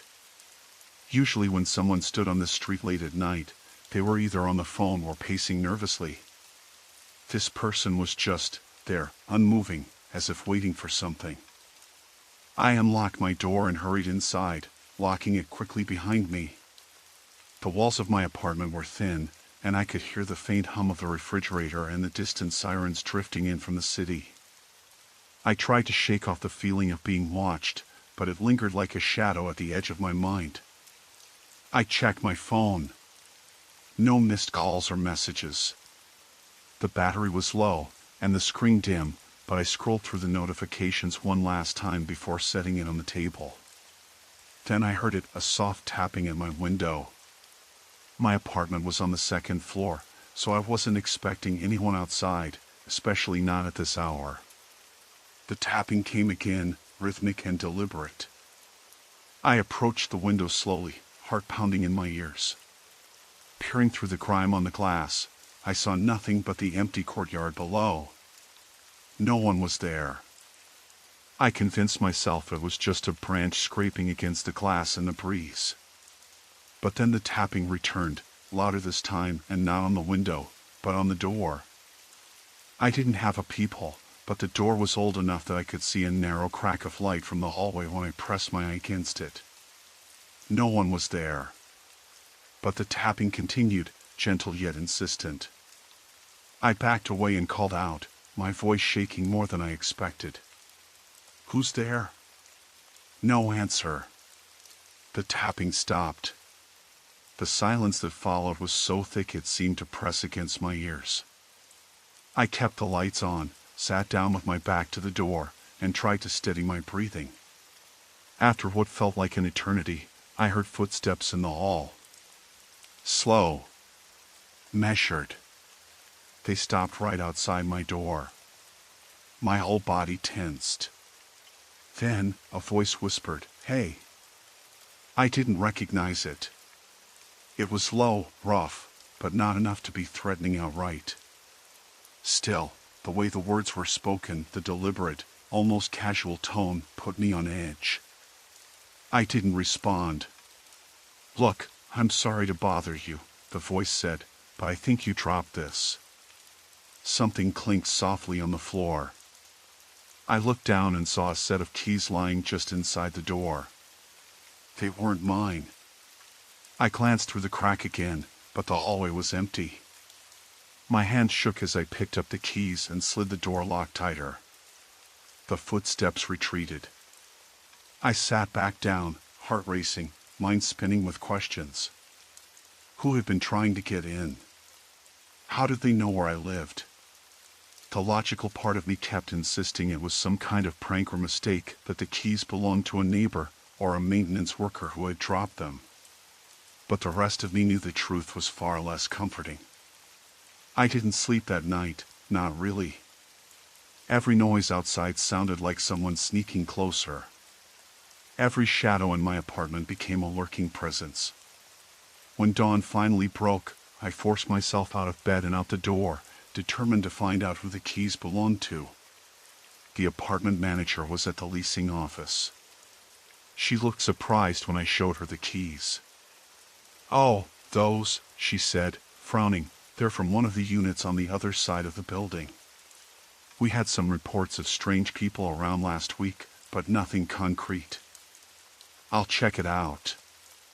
I thanked her, but the unease settled deeper in my chest.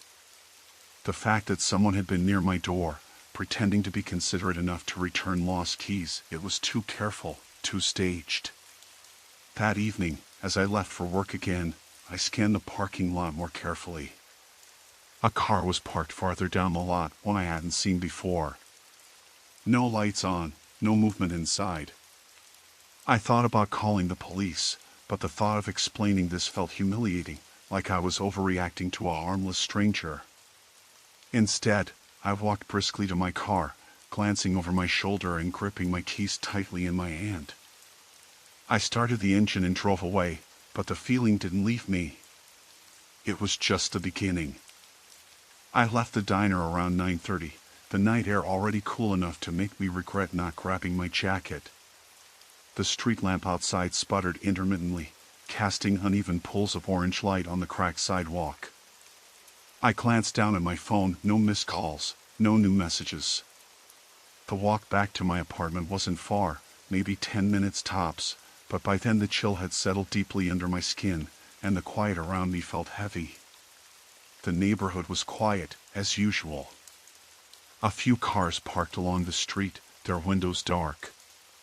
From a distance, I could hear the faint hum of a television through the thin walls of the row houses.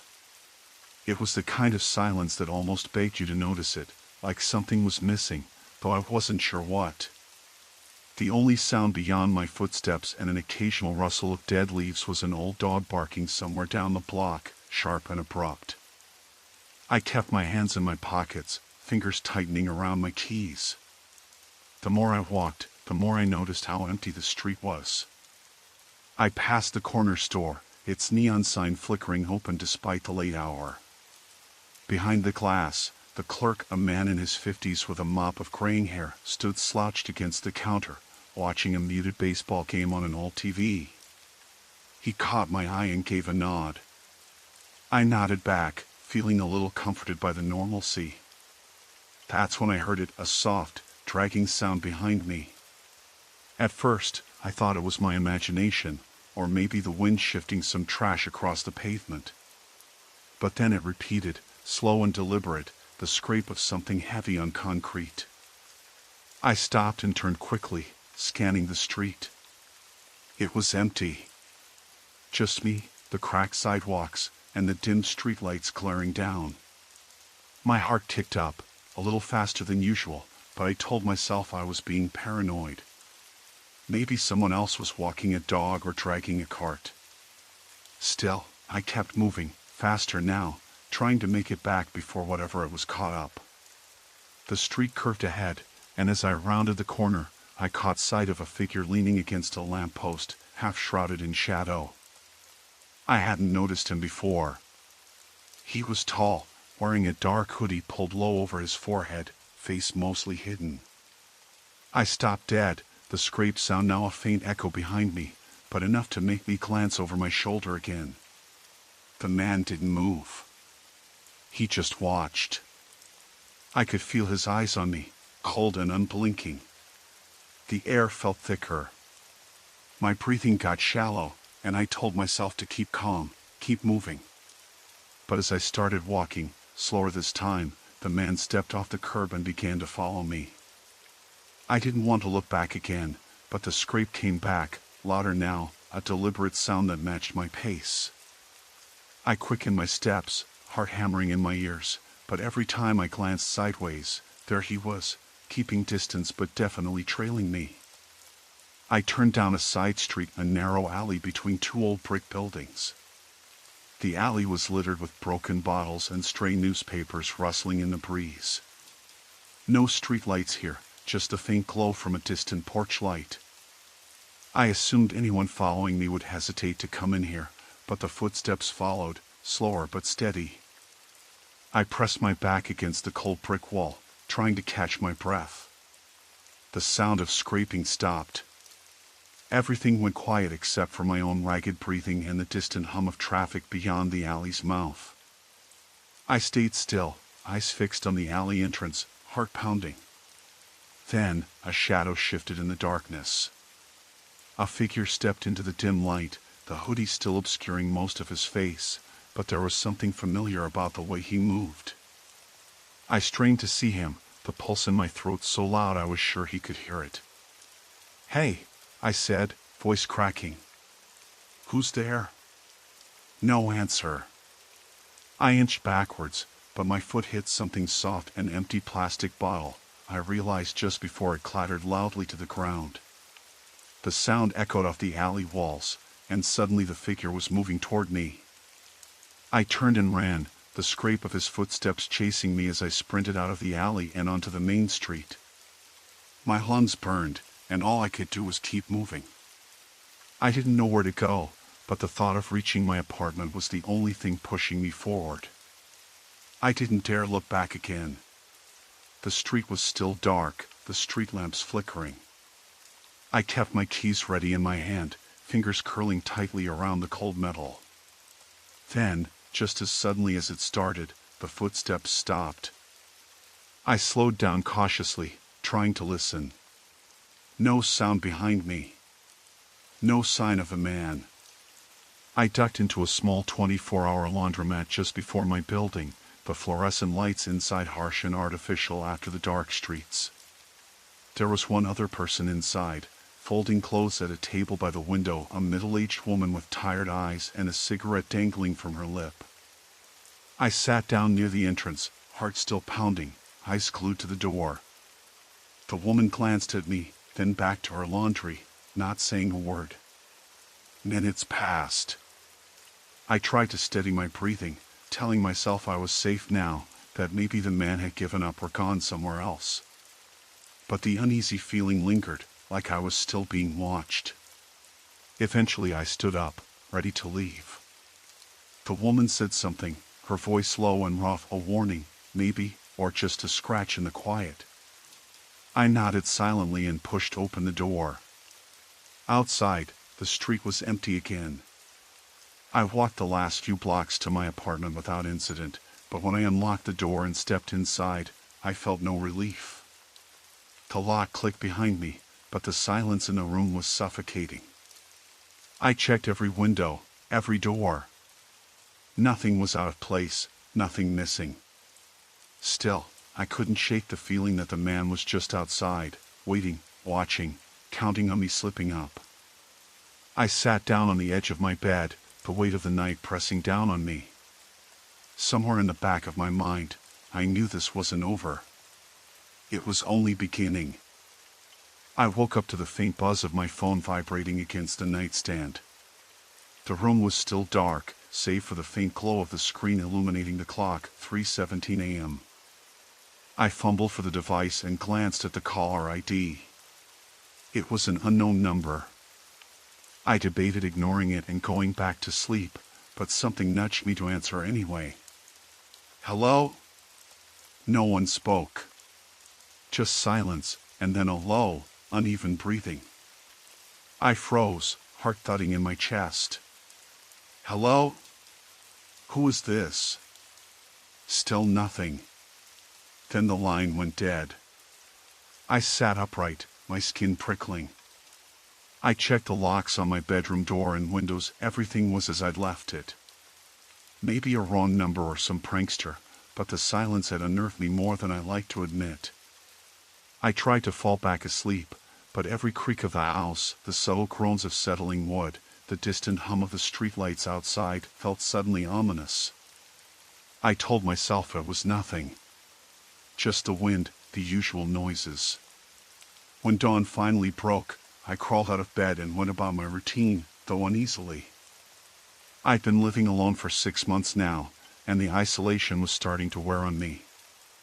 I worked nights at the hospital's night shift, so the days were usually for sleep and errands. That morning, I decided to stop at the small grocery store a few blocks from my apartment. It was mid-morning, quiet except for the faint murmur of a few other early risers.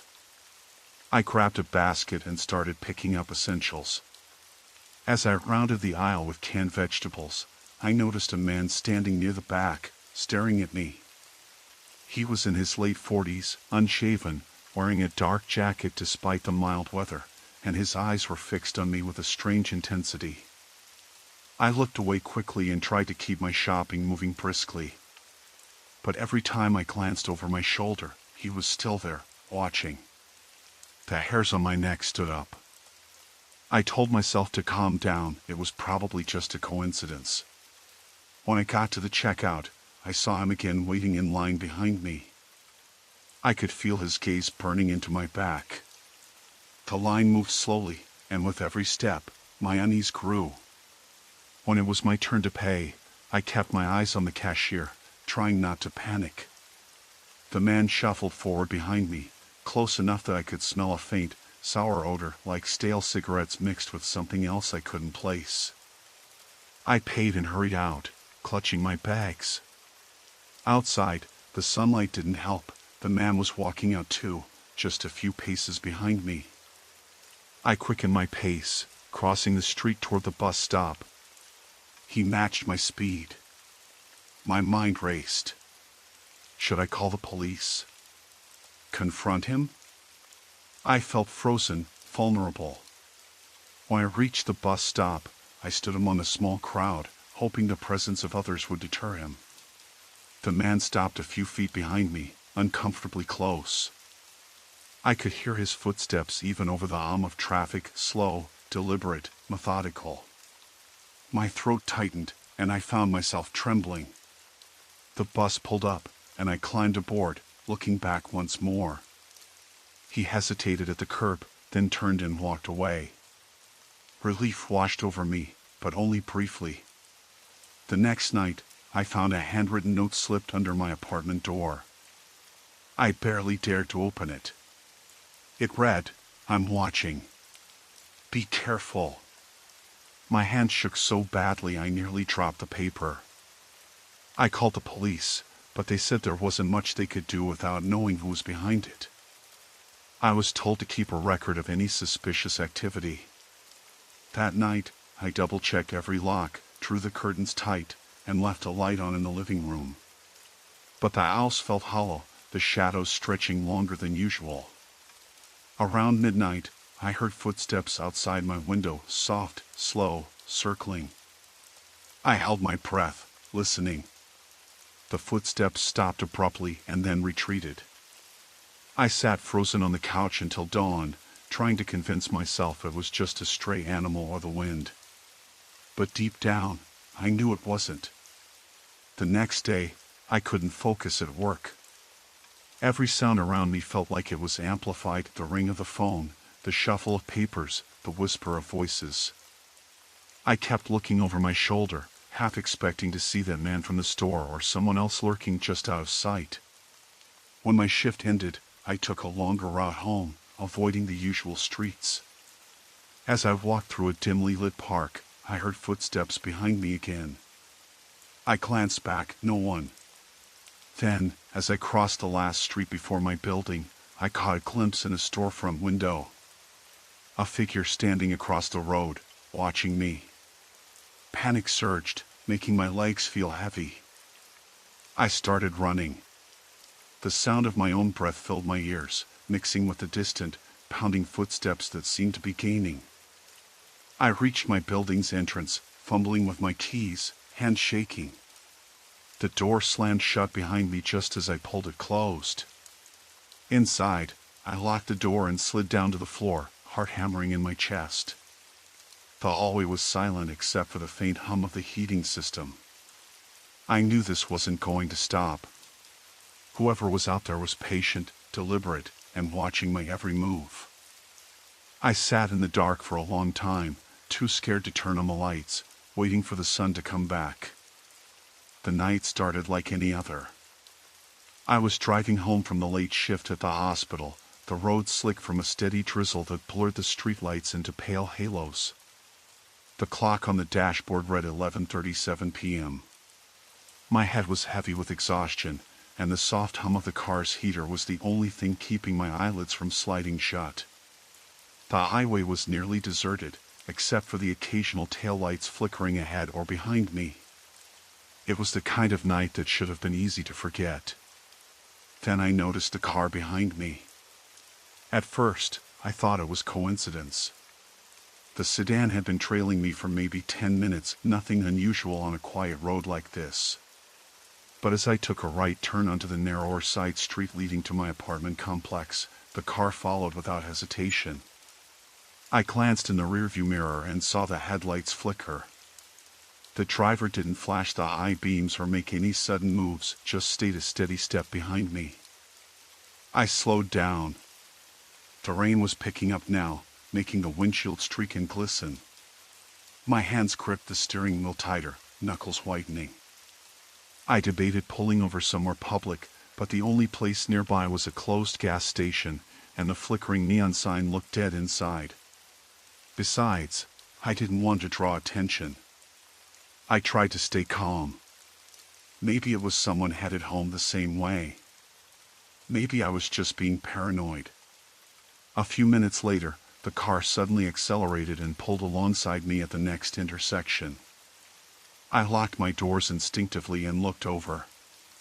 The driver was a man mid-30s, scruffy beard, wearing a dark hoodie. He caught my gaze, but the look in his eyes was unreadable. Not angry, not friendly. Just still. I pressed the accelerator and took the next left, hoping to lose him in the maze of side streets. The rain was heavier now, drumming on the roof and windshield with the relentless rhythm of a hammer. My heart thudded so loud I thought he might hear it over the storm. But just as I turned onto the narrowest road, one lined with dense trees and barely enough room for 2 cars, his headlights appeared behind me again. I swallowed the lump in my throat and thought, get to the apartment. Just get there. The streetlights flickered sporadically, their weak yellow glow casting long shadows in the rain. The trees on either side seemed to lean closer, their branches dripping wet, scratching at the windows like fingernails. I could feel the weight of the dark around me, pressing in tighter with every second. I reached the gate to my complex and pulled my key from my coat pocket with trembling fingers. The car stopped just behind me as I fumbled the lock in the rain. My heartbeat was out of control now, my breath came fast, shallow. I finally got the door open and practically threw myself inside the lobby. The security door locked with a firm click behind me. My eyes searched the dimly lit space, empty but for the receptionist's desk, unattended at this late hour. I pressed the buzzer for the elevator and leaned against the cold wall, listening. Outside, the rain was still falling hard, but I couldn't hear the engine of the car anymore. Maybe he'd left. The elevator dinged and the doors slid open. I stepped inside, pressing the button for the 5th floor. The metal walls were cold and the only sound was the hum of the motor. I forced myself to remain calm, telling myself it was all over. Then, as the doors were about to close, I saw him. The man from the car was standing just outside the elevator, staring at me. But this time, he wasn't wearing the hoodie. His hair was wet, plastered to his forehead, and his eyes glinted with something that made my stomach drop.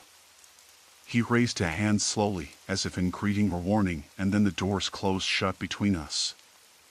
I pressed the emergency stop button without thinking. The elevator shuddered and stopped halfway between floors. The lights flickered, but stayed on. My phone buzzed in my pocket and I pulled it out, hand shaking. No signal. Dead zone. I was trapped.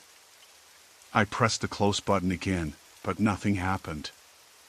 I tried to stay calm, trying to remember if the lobby had a security phone or intercom. I didn't know the building well enough to be sure.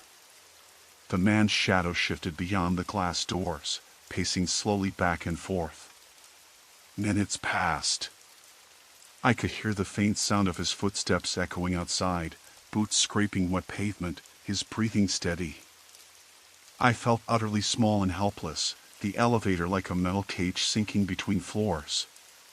My mind raced with desperate plans. Could I break the glass? Shout for help? Call the police and hope they'd get here in time? Then the lights flickered again and went out, plunging me into darkness. The emergency lights buzzed on, casting a sickly yellow glow, barely enough to see my trembling hands. The footsteps outside stopped. The man was silent. Then from the intercom speaker, I heard his voice. Quiet, low, but chillingly clear. "You're not going anywhere tonight." There was no screaming, no threats, just those 6 words that felt like a promise. I pressed the buttons on my phone again, hoping for a miracle, any signal. Nothing.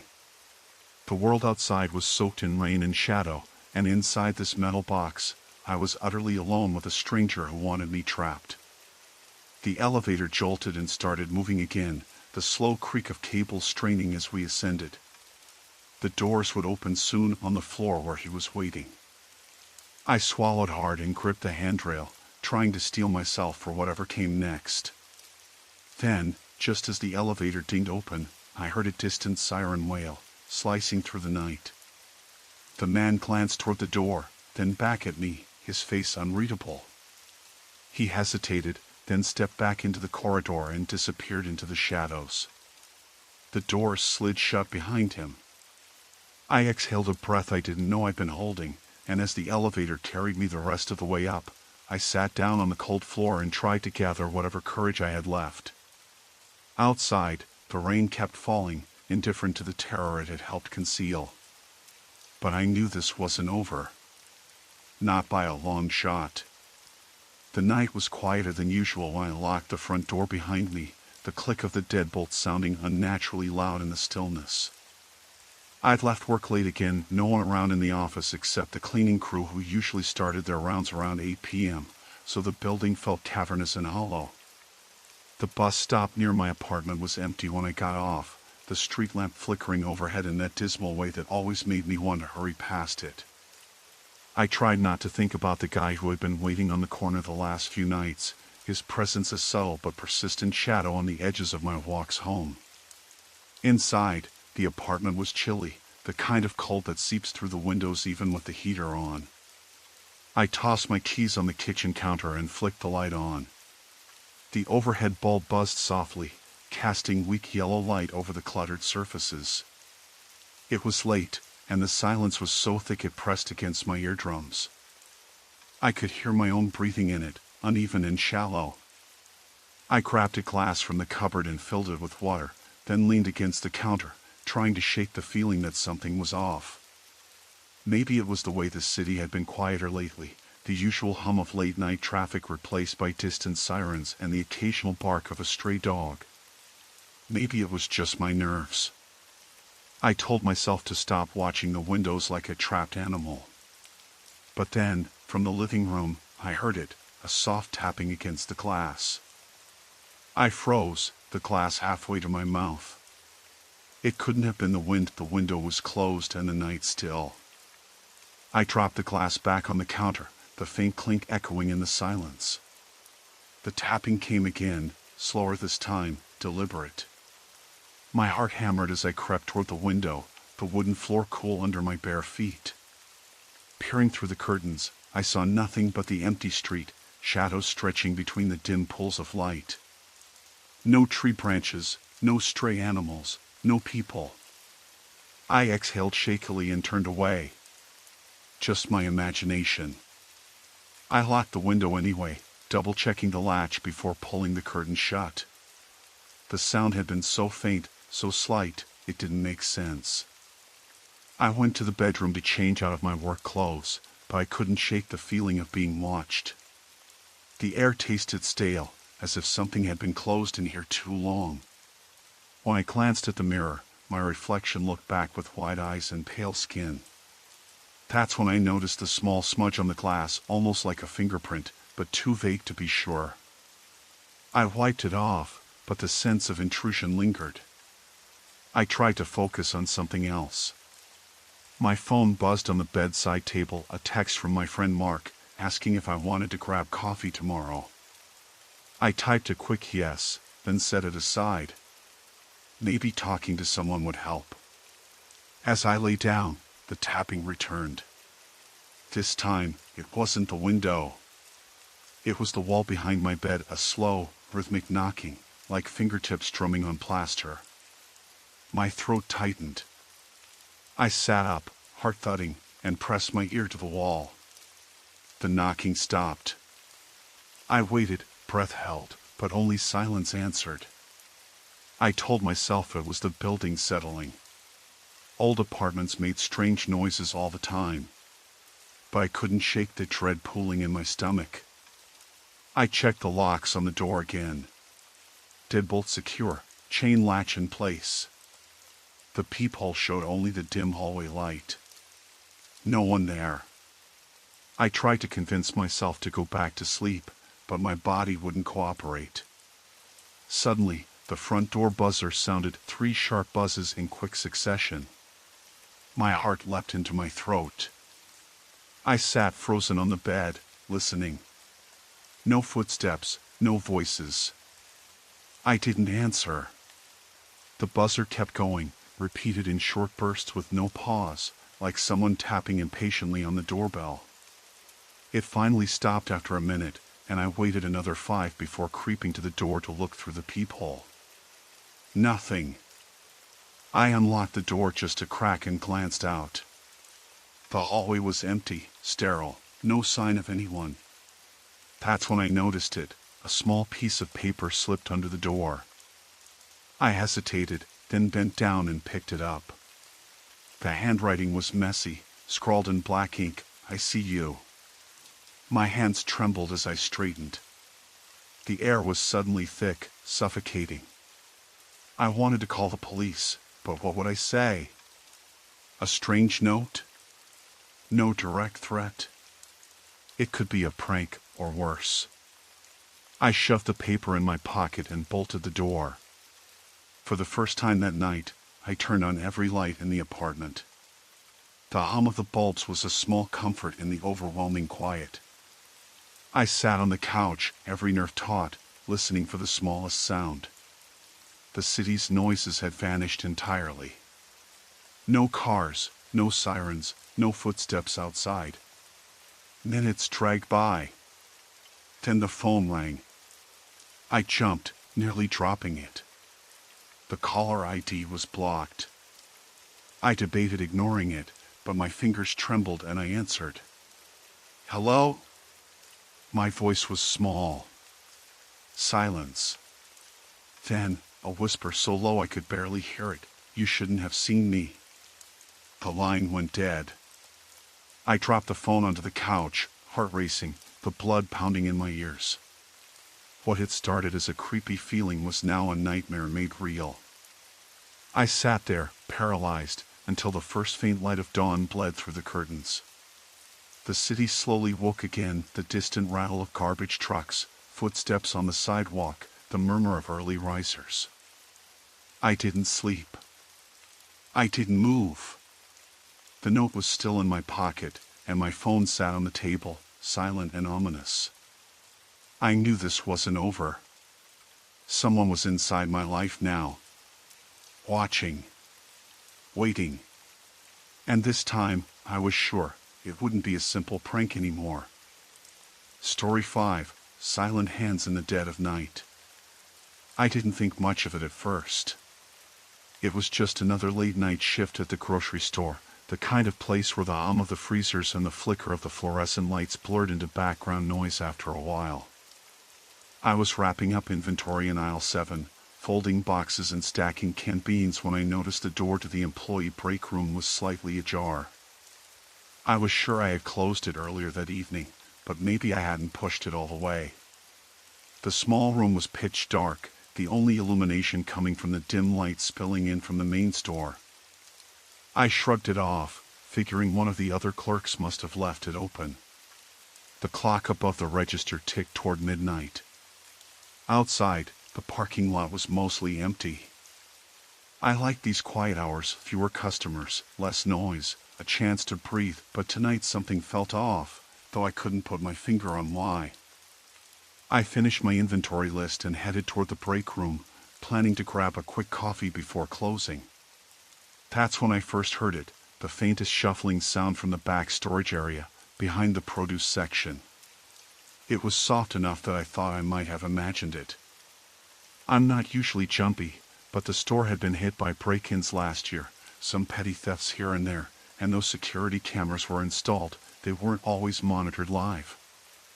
I told myself it was probably the janitor finishing his rounds or maybe a stray rat. Still, I put down my clipboard and walked cautiously toward the back, passing under the humming fluorescent bulbs that buzzed overhead. As I neared the storage door, the air suddenly felt cooler, the way it does when you step into a basement or a walk-in cooler. The door was cracked open, just like the break room door, and I could see a narrow sliver of darkness beyond it. I called out softly, "Hello?" No answer. The shuffling sound came again, this time a little louder, like someone was moving boxes or dragging something across the floor. My heart sped up. I rounded the corner, and the smell hit me, not the usual warehouse scent of cardboard and cleaning products, but something metallic, faint and sour, like old sweat or rusted iron. I flicked on my phone's flashlight and stepped inside. The beam cut through the darkness, bouncing off rows of stacked crates and pallets. At first, I saw nothing unusual. Then, near the far wall, something caught my eye. A pair of worn sneakers peeking out from behind a stack of empty boxes. I froze. "Hey," I said, my voice cracking. "Who's there?" No movement. The shuffling stopped. Silence settled thick and heavy around me. I felt the weight of my breath in my ears. Slowly, cautiously, I edged closer, shining the light toward the shoes, then the legs of a man, curled up, face obscured by a hoodie. "Are you okay?" I asked, half afraid, half angry. "What are you doing here?" He didn't respond. My mind raced. Was he homeless, hiding out? Or worse, someone who'd broken in to steal, or God, what else? I reached toward the radio clip to my belt. "Store security," I said into the mic. "I found someone in the back storage. Please send someone over." The radio crackled. "Copy that. Back up en route." I kept the flashlight trained on him. After a moment, he shifted, lifting his head just enough for me to catch his eyes. They were dark and wide, wild-like a trapped animal's. He didn't say a word. The minutes stretched, pulsing with tension. I wanted to back away, but something about the way he looked, hungry, desperate, kept me rooted in place. Then, faint footsteps echoed from the far end of the hallway outside the storage room. Two of my coworkers, the ones who'd just finished stocking shelves, appeared with their own flashlights. Relief washed over me. "There he is," I said, pointing. They moved in, ready to escort the man out. But as they approached, he suddenly scrambled to his feet and darted past us, crashing through the double doors leading to the delivery dock. "Stop him!" I shouted, heart pounding as we sprinted after him into the cold night air. Outside, the parking lot was empty except for a few stray shopping carts rattling in the wind. The man was fast, weaving between parked cars, his breath jagged and loud. I could feel his panic, the raw edge of fear or something darker driving him forward. We caught up to him near the far corner, where the dumpsters sat behind a chain-link fence. One of my coworkers tackled him to the ground. He fought back, sharp and desperate, tearing at the man's jacket as we pinned him down. The police arrived minutes later, sirens cutting through the stillness. They handcuffed the man and began questioning him. I stayed back, feeling the adrenaline drain from my body, replaced by a cold, creeping unease. He wasn't carrying any stolen goods, no weapons. Just a small backpack, half opened and empty.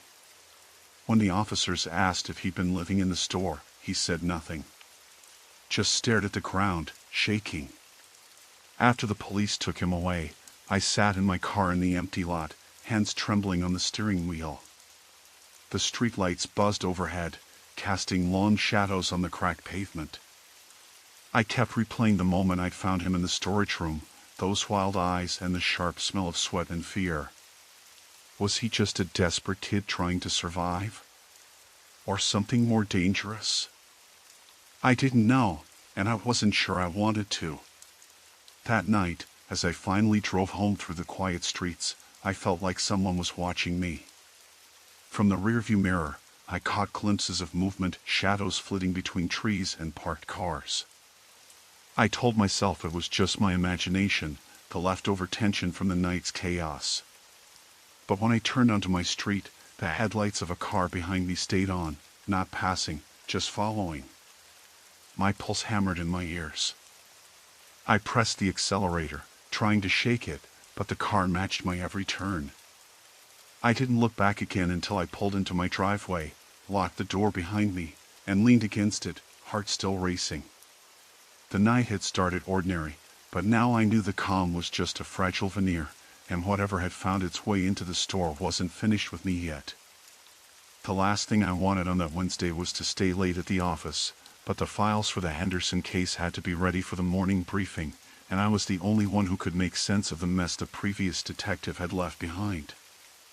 I sat alone in the dim light of my cubicle, the hum of the fluorescent bulbs overhead slicing through the quiet. Outside, the sun had already dipped below the horizon, leaving the parking lot drenched in twilight shadows. I packed up my notes around 9:15 p.m., careful to lock my desk drawer before heading toward the building's main exit. The office was practically deserted, the usual chatter replaced by the occasional clack of my heels on the tiled floor.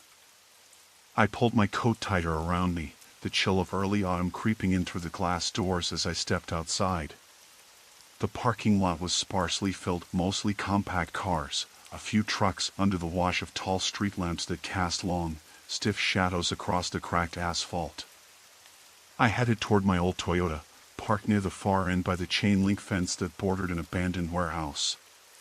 The fence sagged in places, tangled with overgrown weeds and littered with torn flyers that fluttered faintly in the cold breeze.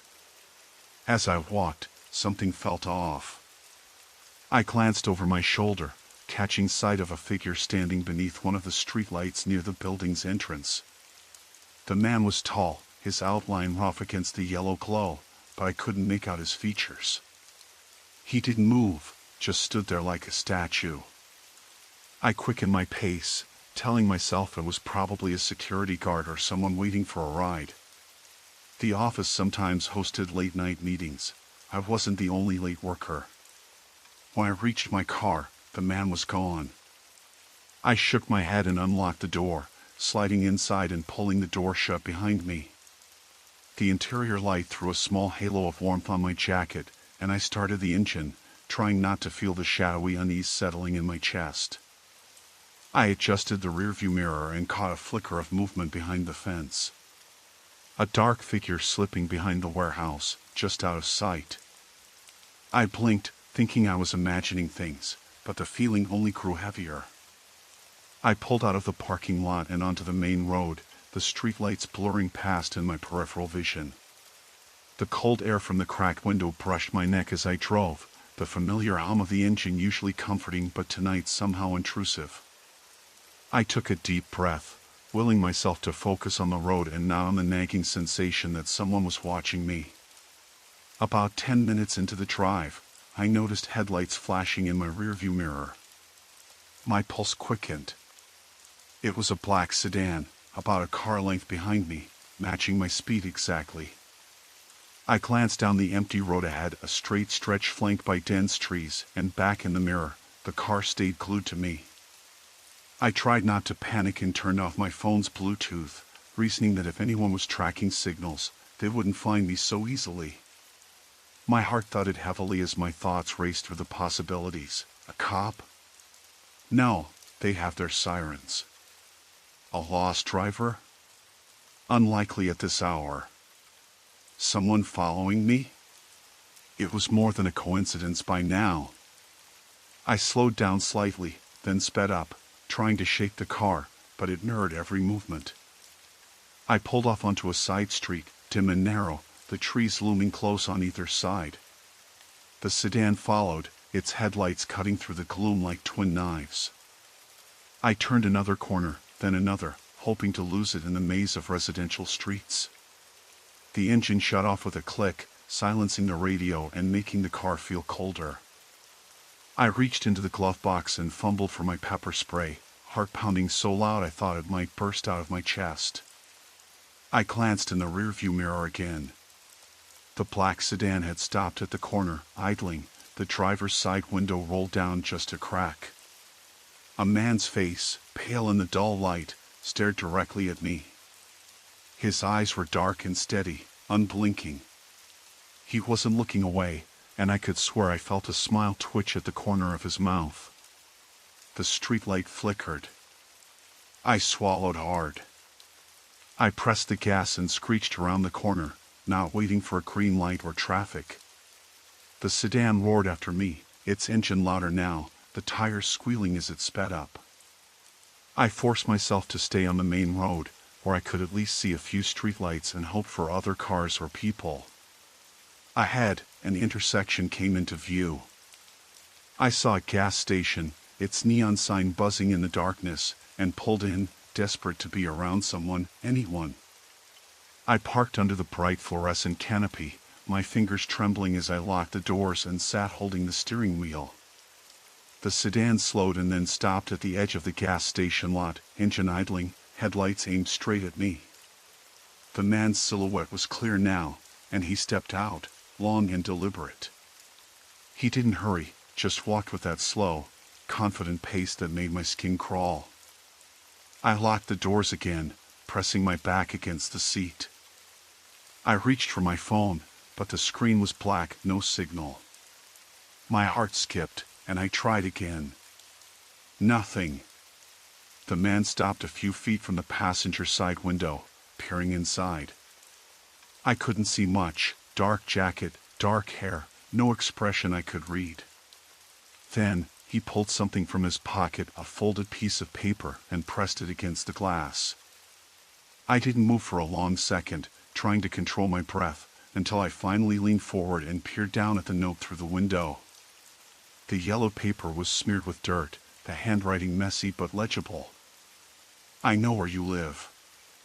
I froze, the words sinking in with a cold, paralyzing weight. I wanted to scream, to honk the horn, to run, but I was trapped in my own car, lungs tightening as a wave of helplessness washed over me. The man backed away slowly, turned, and walked toward the street. I watched him go, my hands shaking, barely able to process what had just happened. He didn't look back. Maybe he wanted me to see the message, or maybe it was a warning. Either way, I knew I wasn't safe. After what felt like an eternity, I started the engine, fumbled for the gas, and pulled out of the lot. I kept driving, faster this time, eyes starting to every shadow, every movement at the edges of my vision. Somewhere deep down, a small, stubborn voice told me this was only the beginning. The night I went out to grab a few groceries, I thought it would be nothing more than a quick errand. The storm from the afternoon had finally passed, leaving the streets slick and gleaming under the streetlights. It was around 9 when I left my apartment, which was tucked into a quiet part of town where the hum of traffic slowed to a gentle trickle this late. My plan was simple: get in, buy what I needed, and get back before the cold seeped too deep through my jacket.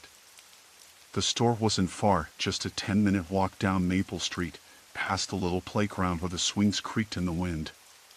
Because the rain had cleared the air, the night smelled sharp and fresh, but there was also a distant, persistent smell of smoke. I couldn't tell if it was from someone's fireplace or a garbage bin smoldering somewhere off in the distance. Inside the grocery, the fluorescent lights buzzed faintly, washing the aisles in harsh white. The store was nearly empty, just me and one older man who was slowly making his way down the bread aisle, muttering to himself. I shuffled past, picking up a loaf of rye and some milk. As I moved to the checkout, I caught a glimpse of the man watching me with an odd intensity that didn't sit right. His eyes weren't the usual vacant stare of someone lost in thought, but sharp and fixed, like he was trying to commit my face to memory. I forced myself to smile politely at the cashier, a young woman with tired eyes and a name tag that read Jenna. She gave me a brief nod as she rang up my items. The man shuffled behind me in line, still mumbling under his breath, and I felt a flicker of unease, but I told myself it was nothing. People muttered all the time, especially when they were lonely or bored. When I stepped outside, the night had grown colder, the wet pavement glistening under the street lamps like a dark mirror. I pulled my jacket tighter and started walking back toward my apartment, the grocery bag in one hand and my phone in the other. That's when I noticed the footsteps behind me. They weren't immediately close, just faint at first, matching my pace, and I figured it was someone else out walking or returning from a late shift. I turned down an alley to cut a block off, and the footsteps paused, then resumed after a brief silence, a little faster this time. My heart ticked up a notch. I glanced back but saw nothing more than shadowed shapes cast by the streetlights. The alley smelled of damp concrete and something metallic, like old rusted pipes or forgotten trash cans. The wind whispered through the narrow space, carrying muffled city sounds that seemed oddly distant. I tried to keep a steady rhythm as I walked out of the alley and back onto the main street. The footsteps followed, now unmistakably close and deliberate. Panic trickled in, cold and slow. I considered turning around, but the street behind me was deserted. My neighborhood was usually safe, but I'd heard stories before how quickly things could change after dark. I crossed the street and quickened my pace. The footsteps kept time, matching mine again. My breath came out in short clouds, and my fingers gripped the grocery bag tighter. I thought about pulling out my phone to call someone, but the battery was low, and I didn't want to waste it if I could avoid confrontation. At the next corner, I darted left, heading toward a small park where I knew there'd be a few joggers and dog walkers even at this hour. The park was dimly lit, the faint glow of lamps barely cutting through the thick clusters of trees. As I neared the entrance, I saw a figure leaning against a lamppost, smoking a cigarette. They looked up as I approached, a man in a hoodie, his face mostly shadowed. For a brief second, I felt a strange hope that maybe this was just another late-night walker or someone I could ask for help. But as I got closer, the man flicked his cigarette to the ground and stepped into the shadows, disappearing between the trees without a sound. The suddenness made my stomach drop. I hurried through the park, ears straining for footsteps or any sound of pursuit. The crunch of leaves underfoot echoed, but I didn't hear anyone behind me. For a moment, I thought I'd lost whoever was following me. Relief washed over me, but it was thin and fleeting. Exiting the park, I spotted the warm glow of my apartment building's entrance just down the block. A few more steps, and I'd be safe inside. But as I quickened my stride, a car pulled up silently beside me, the engine idling. It was an old black sedan, the windows tinted enough that I couldn't see who was inside. The driver's side window rolled down slowly, revealing a man with a face I didn't recognize but who smiled too broadly, too deliberately. "Lost something?" he asked, voice low and casual, like we'd known each other for years. I shook my head, trying to keep my voice steady. "No, just heading home." He laughed softly. "Looks like someone's in a hurry. Running from shadows, maybe?" Something in his tone made me freeze. The smile didn't reach his eyes, and the way he leaned toward the window felt invasive, as if he was sizing me up, testing limits. "No, just cold," I said, taking a step back. The window clicked up, and the car pulled away slowly, disappearing into the night. My pulse thundered in my ears as I crossed the street and ran the last few steps to the building's door. Inside, the warmth hit me like a wave, but the trepidation stayed. I locked the door behind me and leaned against it, breath ragged. The hallway was quiet except for the hum of the heater and the faint creak of pipes. I flicked on every light I could find and checked the locks twice more. I told myself it was probably nothing, just paranoia born from a long day and a few coincidences. But when I looked out the peephole, I saw the black sedan parked across the street, the driver's face watching the building with that same slow, knowing smile. I backed away, heart hammering, and the sense of being watched pressed down, thick and suffocating.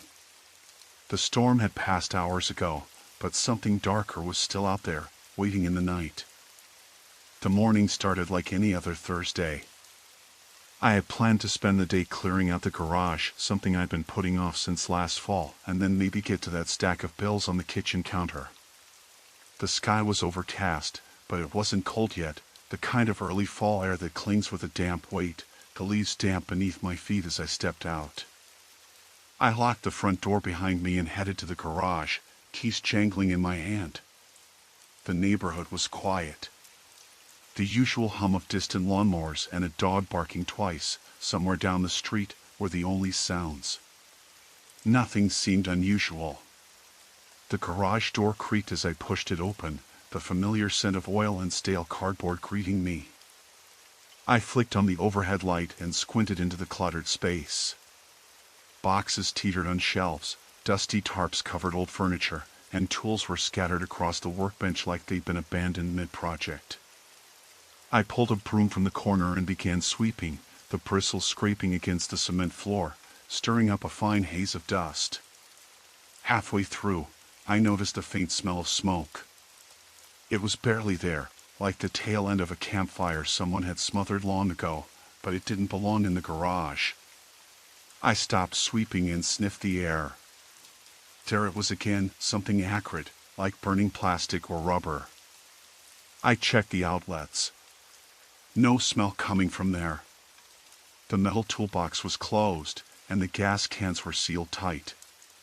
Then, my eyes caught on something out of place, a thin wisp of gray smoke curling near the far corner, just above the floor. I looked closer and saw a small pile of shredded paper, smoldering quietly beneath a stack of newspapers I'd been meaning to recycle. Heart pounding, I grabbed the nearest bottle of water and doused the smoldering papers. The smell faded, but I couldn't shake the feeling that someone had been here, that this wasn't an accident or a forgotten cigarette. I stepped back and ran my fingers through my hair, trying to rationalize it. Maybe a careless smoker had tossed a butt over the fence, and the wind had blown it under the garage. I locked the garage door again and headed back inside, but something pulled me back to the window. I pulled the curtain aside and scanned the driveway and the stretch of street in front of the house.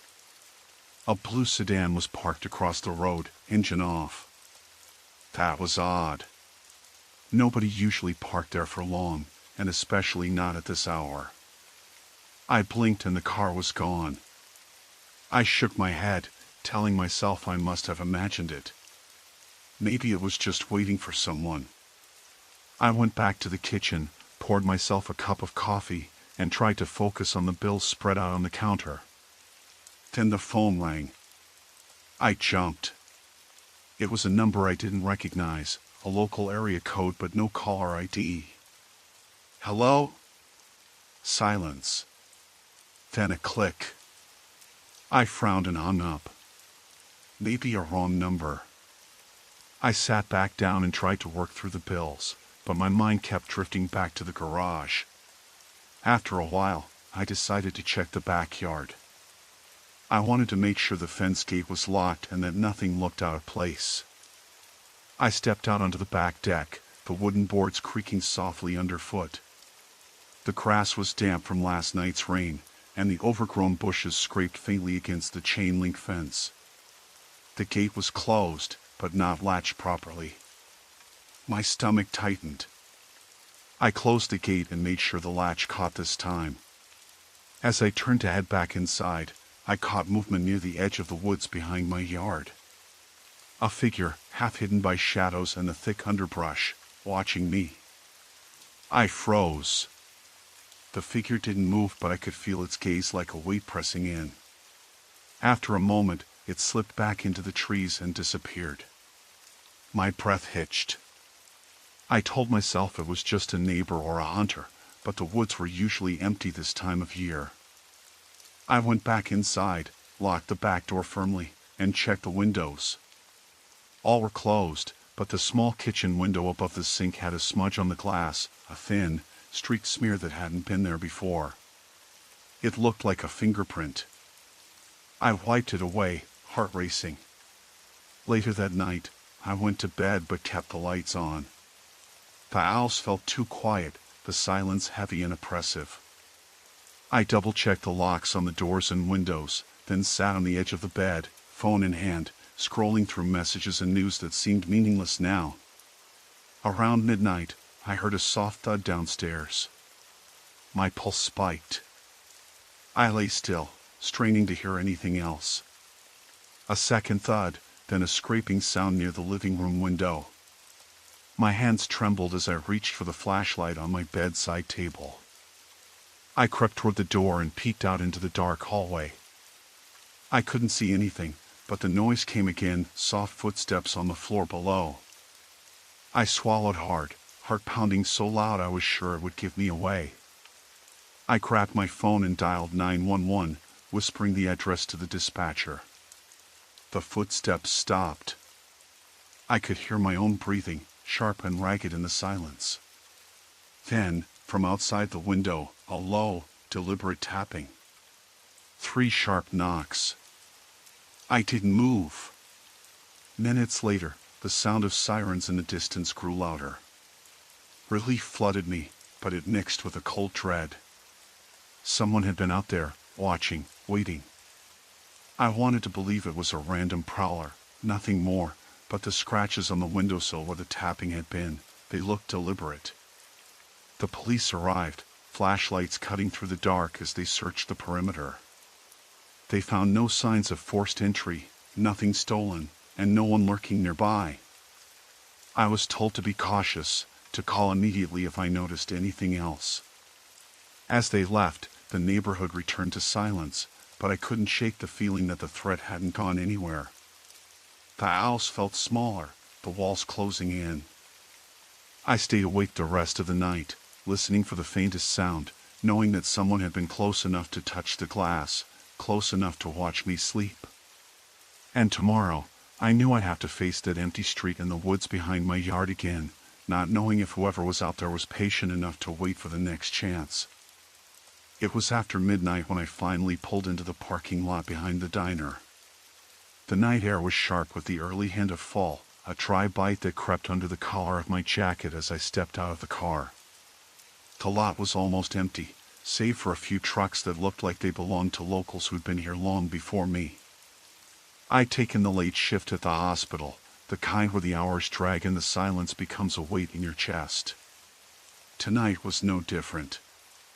I just wanted to get inside, grab a coffee, maybe a slice of pie, and then head home. The diner itself was open late, a flickering neon sign buzzing softly above the door. The glass was fogged from the cold outside, but I could make out a couple of figures inside, sitting near the counter. I shrugged off my jacket and stepped through the door, the little bell above it jingling sharply.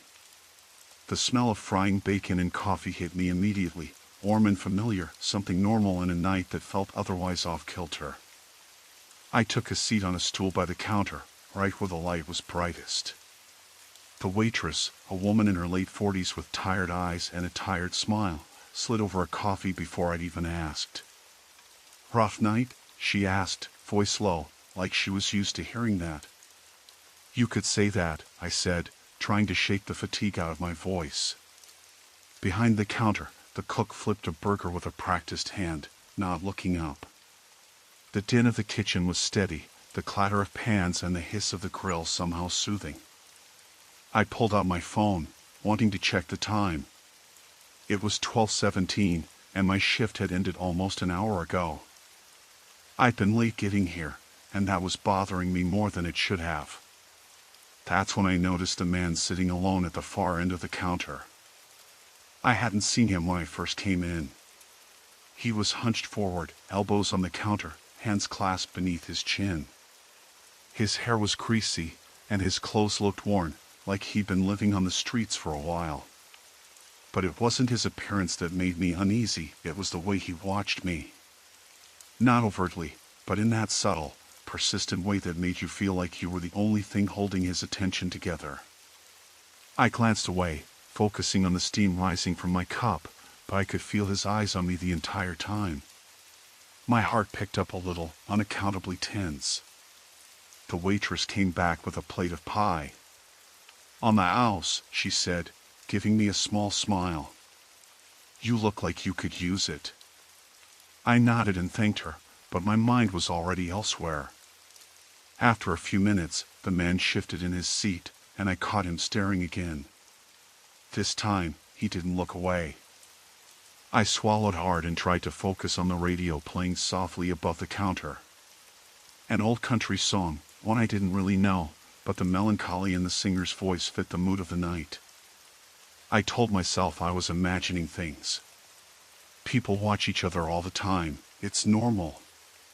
Still, I couldn't shake the feeling of being sized up, like I was prey in some invisible cage.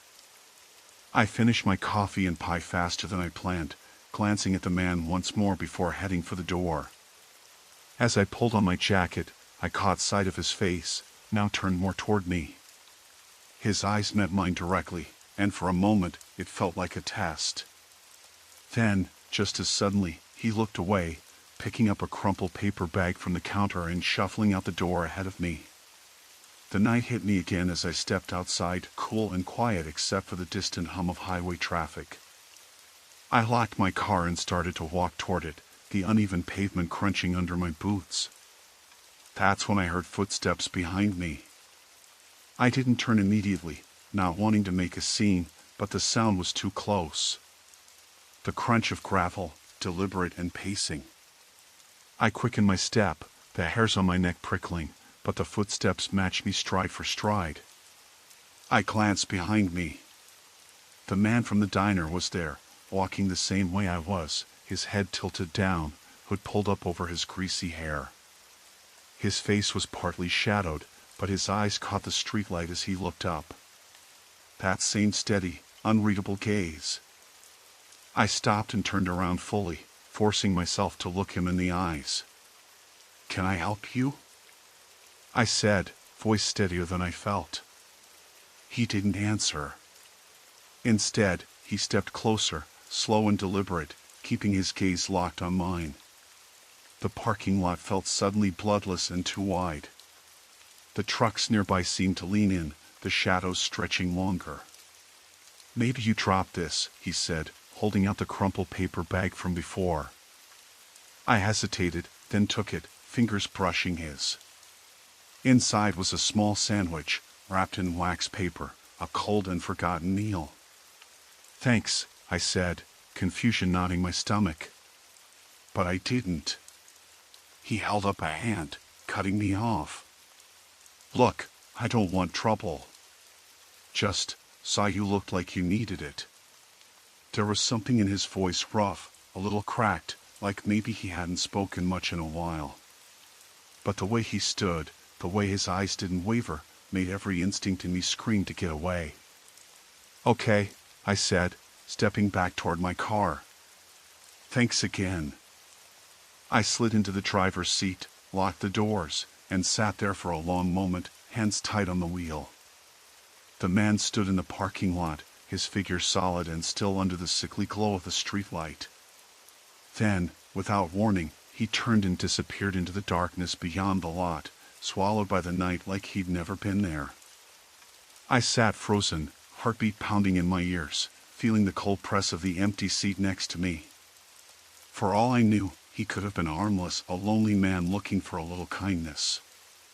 But some part of me, the part that had been on edge all night, whispered that this was just the beginning. I pulled out of the lot slowly, eyes flicking to the rearview mirror. The road ahead was empty, the highway a ribbon of black beneath the stars. But in that quiet night, with the radio off and the windows rolled up, I felt the weight of being watched settle deep inside me. And I knew it wasn't over. Story 6, The Visitor at Hollow Creek. I had never thought much about how quiet the train station could get at night. The platform, usually buzzing with the noise of commuters and the occasional city bus rumbling past, was eerie in its emptiness. The flickering fluorescent lights overhead hummed and buzzed intermittently, casting long, uneven shadows across the cracked concrete. It was past midnight, and I was the only passenger waiting for the last train out of Millfield.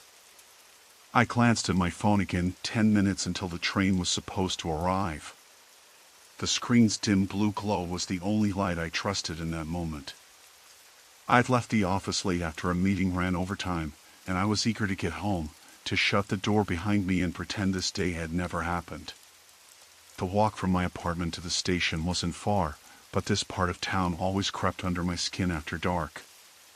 Narrow streets with peeling paint on the brick buildings, alleyways smelling faintly of rot and old garbage, and the kind of silence that made every footstep sound like a shout. I saw movement out of the corner of my eye and turned toward the end of the platform.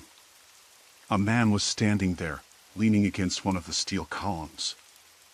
I hadn't noticed him before.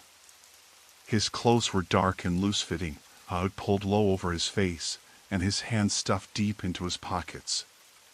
He was motionless, just standing there, staring down the length of the platform toward me. The lights flickered again, and for a moment the shadows swallowed him entirely, then spat him back into the pale glow. I shifted my bag, trying to make myself look less vulnerable.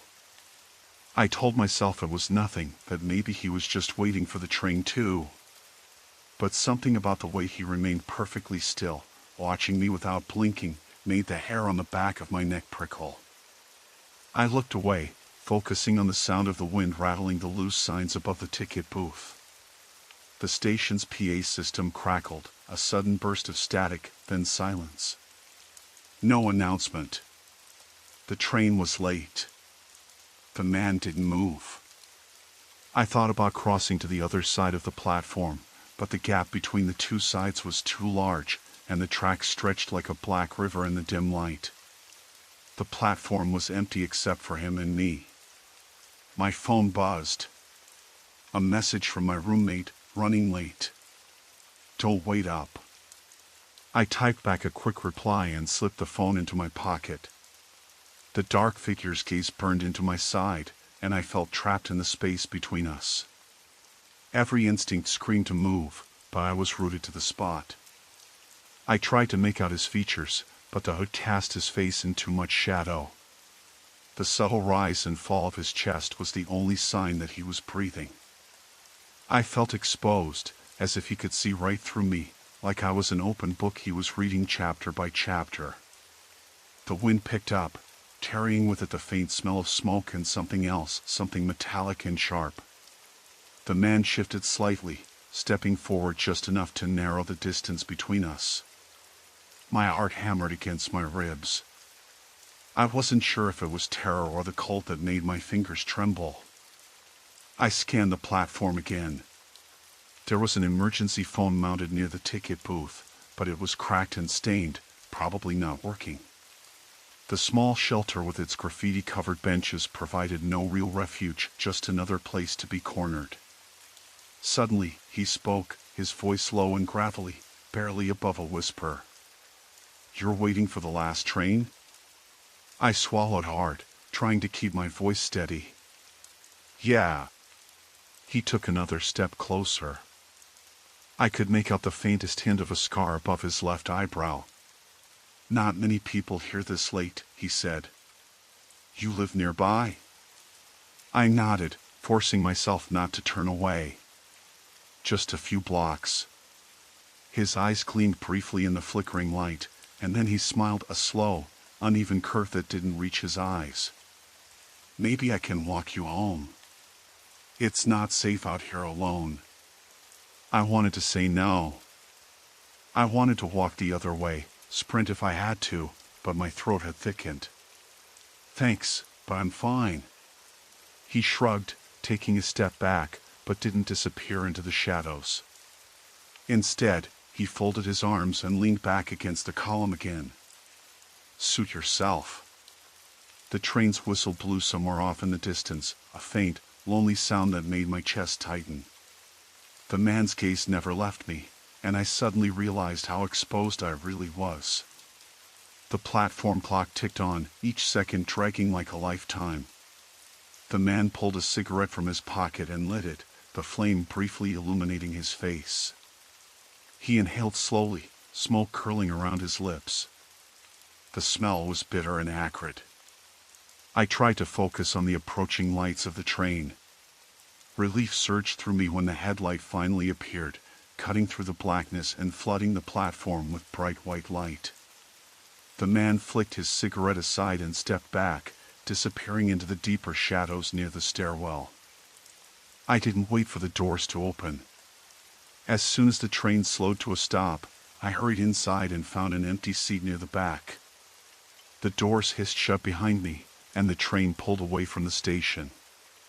Outside the window, the platform receded into darkness, and I could have sworn I saw the man's silhouette standing there, watching me leave. The car was nearly empty, the hum of the engine and the rhythmic clatter of the wheels offering a fragile sense of safety. But the knot in my stomach tightened, and I realized the night was far from over. I told myself it was nothing, just the usual noise you hear when a street heats up at night. But when I stepped outside my apartment around 10, the cold struck me sharper than usual, like winter was trying to punch through the thin fabric of my jacket. I wasn't dressed for it, and the wet slickness of the sidewalk caught the dim yellow glow of the street lamps in a way that made it hard to see clearly. The usual hum of the neighborhood was subdued, the kind of quiet that makes you strain for every little sound, a distant car engine, the rustling of a tree branch, footsteps maybe. I locked the door behind me, the click feeling louder and more final than normal. I told myself I was checking the mailbox, but really I was just trying to clear my head.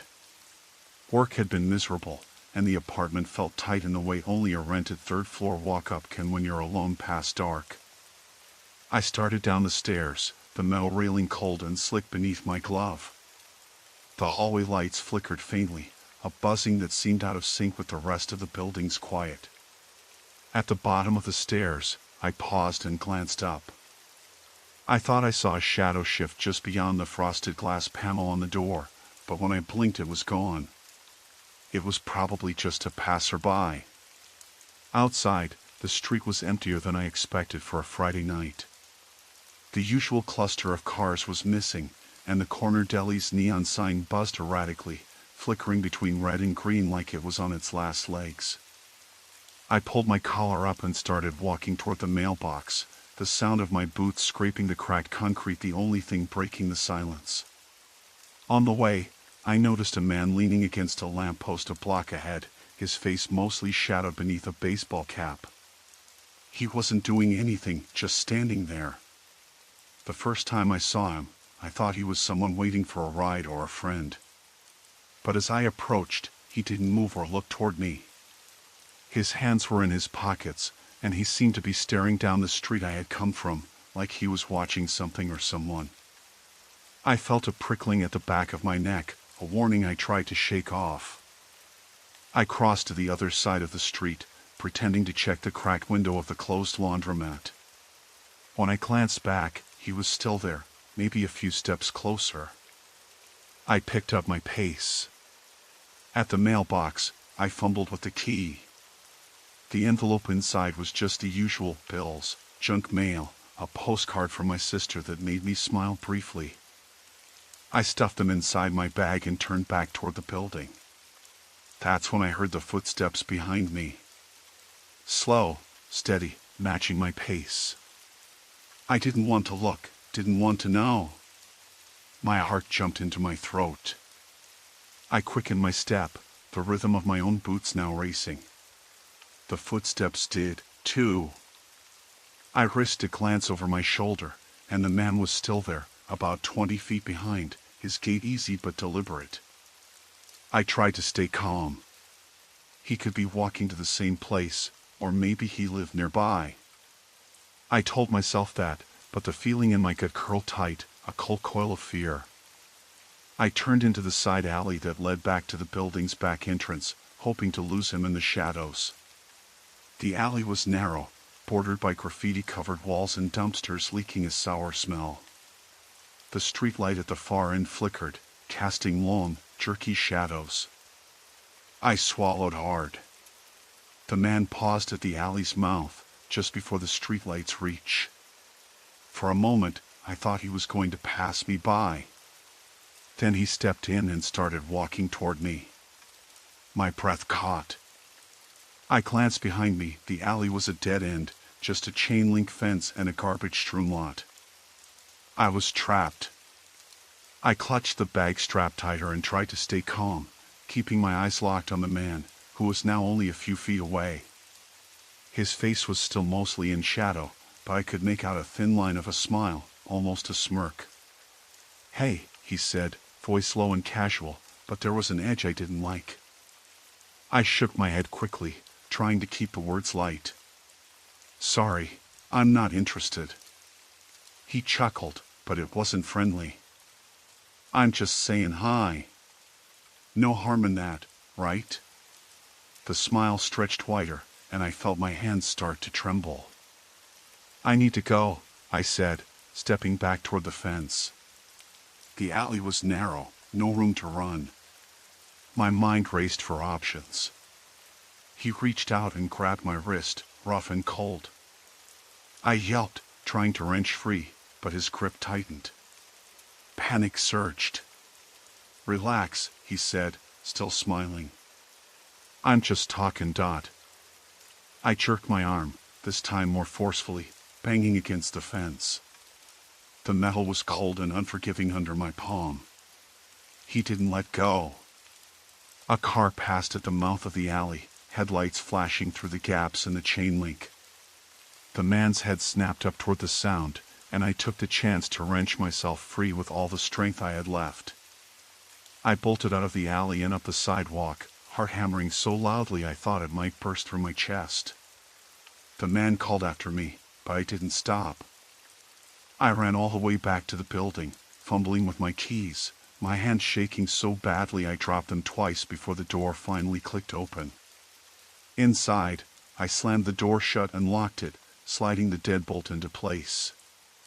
My chest was heaving, and sweat beaded on my forehead despite the cold air.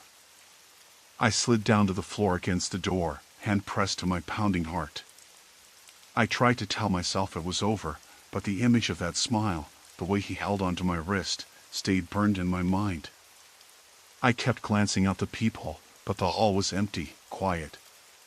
The buzzing fluorescent light above flickered again, casting the room in an intermittent wash of cold blue. I checked my phone, no missed calls, no messages. Just the usual silence. I locked the door again, then once more, triple-checked windows and the balcony door. Nothing was out of place. The apartment looked the same as it had that afternoon. But somewhere in the back of my mind, a new and terrible certainty settled in. I had been followed, watched, and there was no guarantee it was over. I sat there for what felt like hours, every creak, every distant sound setting my nerves on edge. Eventually, exhaustion pulled me under, but the unease remained. When I finally fell asleep, it was with one eye half open, waiting for the next knock, the next whisper in the dark. Because I knew now that the quiet streets weren't safe anymore. Not for me. I wasn't planning on going out that night. The rain had started just as I was about to settle in with a book, the kind of steady, low rumble against the windows that usually made me feel safe, cocooned inside. But the power flickered, then died completely, and I realized the storm had knocked out the electricity in the whole neighborhood. I shrugged on my jacket and decided a walk might clear my head. Besides, the streets weren't far, and I could grab some candles at the corner store. The storm's cold breath hit me the moment I stepped outside, the wet wind tugging at my clothes like it wanted me back inside. The street was empty except for a few slick leaves swirling across the asphalt. Street lamps were dead, their usual halos of yellow light gone, and the only illumination came from the occasional flash of lightning. I kept my head up and my hands in my pockets, my boots making soft slaps against the puddled sidewalk. The air smelled damp and sharp, the faint metallic scent of rain mixing with the usual urban grime. I pulled my collar tighter, counting each step to distract myself from the sudden stillness. When I reached the store, a dull hum of fluorescent light leaked out from the windows, but the door was locked. No sign on the glass, no indication when it might open again. I glanced around. The other shops were dark too. The whole block looked like a ghost town, abandoned mid-evening. I glanced down the street and noticed a man standing a few yards away, just leaning against the side of a closed diner. He wore a dark coat, the collar turned up, and a cap pulled low over his forehead. His face was turned toward me, but I couldn't tell if he was watching or just staring blankly ahead. I hesitated, then tried to step around him. He shifted, blocking the sidewalk with a slow, deliberate movement. His eyes met mine, cold and unreadable, and I felt a sudden chill that had nothing to do with the rain. I said, "Excuse me," my voice louder than I intended, but he just nodded once and didn't move aside. The sidewalk was narrow, and I had nowhere else to go. I squeezed past him quickly, feeling his gaze burn into my back until I was out of sight. I kept walking, my pace quickening. The storm was letting up, the rain now a light drizzle that made the street shine. I passed a small park, the swings still, the trees bent low from the wind. I thought about turning back, but the thought of sitting in the dark, with the power out and no candles, felt worse somehow. My phone was dead, no signal for hours, probably. I tried to ignore the prickling feeling at the back of my neck. Up ahead, I saw another person. A woman, standing near the entrance of a narrow alley. She was fidgeting with something in her hands, a small flashlight maybe, though it didn't seem to be on. Her hair was wet, clinging to her face, and she kept looking around, like she was waiting for someone or something. I considered calling out, asking if she needed help, but the words caught in my throat. Something about the way she was watching the empty street, eyes wide and darting, made me pause. I slowed down. She looked up suddenly, spotting me, and for a moment I thought she might speak. Instead, she just shook her head slightly and stepped back into the shadows of the alley. I caught a glimpse of a thin line of blood on her wrist, bright and sharp against her pale skin. My heart thudded hard, and I forced myself to keep walking, telling myself it was none of my business. But I couldn't shake the image of that wrist, or the feeling that the night was settling around me like a trap. I was almost in my apartment when I heard footsteps behind me, soft but steady. I turned sharply, but the street was empty. I stopped, listening hard. The steps stopped too. I started walking again, faster now, glancing back every few seconds. The buildings all blurred together, dark and silent, their windows like empty eyes. My keys were in my hand, heavy and cold. Then my phone vibrated. I yanked it out, surprised to see a notification. A message. From an unknown number. I hesitated before opening it. The text was short, simple, and made the blood drain from my face. "I'm right behind you." I spun around. No one. Just the empty street, slick with rain, the distant sound of a siren somewhere far off. My breath came quick and shallow. I pulled my jacket tighter, fumbled at the door to my building, and finally managed to get the key in the lock. The door swung open with a creak, and I slammed it shut behind me. Inside, the stairwell was dimly lit by the emergency bulbs. I leaned against the door, trying to steady my breathing. My mind raced, trying to piece it together. Was it a prank? Some sick joke? Or had someone really been following me? The thought was unbearable, the idea that I was being watched, stalked, hunted in this familiar place. I didn't sleep that night. Every creak and sigh of the old building set my nerves alight. When morning came, the rain was gone, the sun casting weak light through the smudged windows.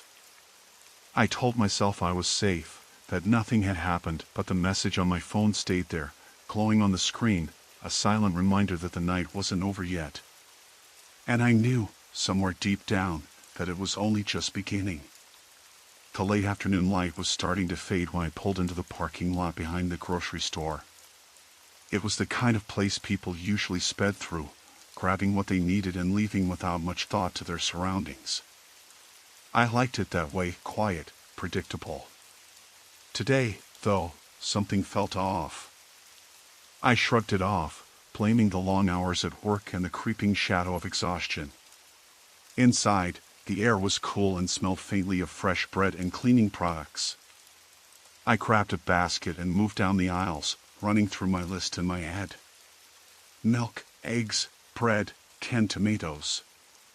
Nothing unusual yet. The store was sparsely populated, mostly older folks and a few families, the usual midweek crowd. I noticed a man standing near the produce section. He was tall, wearing a dark hoodie and jeans, and he kept glancing my way. I felt the first prick of unease but told myself it was just a coincidence, maybe he was waiting on someone or just happened to look in my direction. I turned down the next aisle and doubled back toward the dairy. The man was still there, loitering near the corner at the end of the aisle. I picked up a carton of milk and moved quickly toward the refrigerated section, aware of the extra weight of his gaze. I caught a glimpse of his face, pale, with sharp features, but he quickly looked away.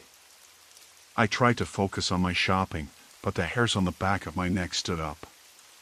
As I reached for a container of yogurt, I heard footsteps behind me. Not the shuffle of someone browsing, but deliberate, measured steps matching my pace.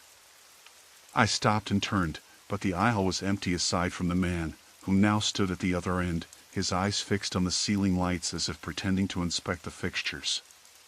A knot tightened in my stomach. I debated leaving immediately but didn't want to make a scene or look paranoid. I moved on, faster now, and headed toward the checkout. The man had disappeared, but I didn't relax. At the register, the cashier was humming softly, distracted by her phone. I paid and stepped out, the bags heavier than usual. The parking lot was nearly empty now, the sun dipping below the horizon, casting long shadows behind the cars. I felt a tingle at the base of my skull, a mix of adrenaline and fear. As I crossed the lot, I caught sight of the man again. He stood near the edge, partially concealed by a cluster of bushes. His posture was rigid, and he watched me with those sharp eyes. My heart pounded, but I kept my pace steady, telling myself to stay calm. I reached my car and fumbled with my keys, hands trembling slightly. The man took a step forward, then another. I slipped inside, locked the doors, and started the engine. Driving away, I kept checking the rearview mirror. For a moment, I thought I saw him standing at the entrance of the lot, unmoving. The streetlights flickered as I passed, and the feeling of being watched didn't relent. I told myself I was imagining things, that maybe the man had just been another shopper with no interest in me. But the lingering unease gnawed at me. Later that night, I tried to brush it off and focus on something else.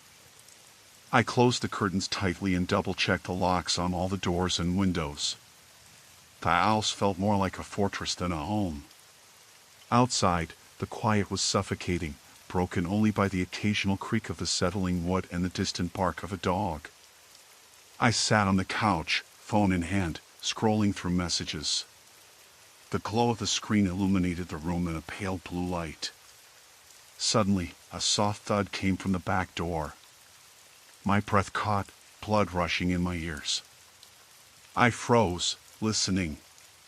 The wind had picked up, rustling the leaves and making the porch light flicker. I convinced myself it was just the wind or a stray branch. But then, another thud, closer this time. I reached for the flashlight in the drawer and crept toward the door. Peering through the peephole, I saw nothing but darkness. No sign of movement, no shape lurking in the shadows. The porch light blinked again, then steadied. My heart was pounding so loud I was sure it could be heard outside. I locked the deadbolt, backed away, and called a friend, whispering about what had just happened. She told me to call the police if I felt threatened, but I hesitated.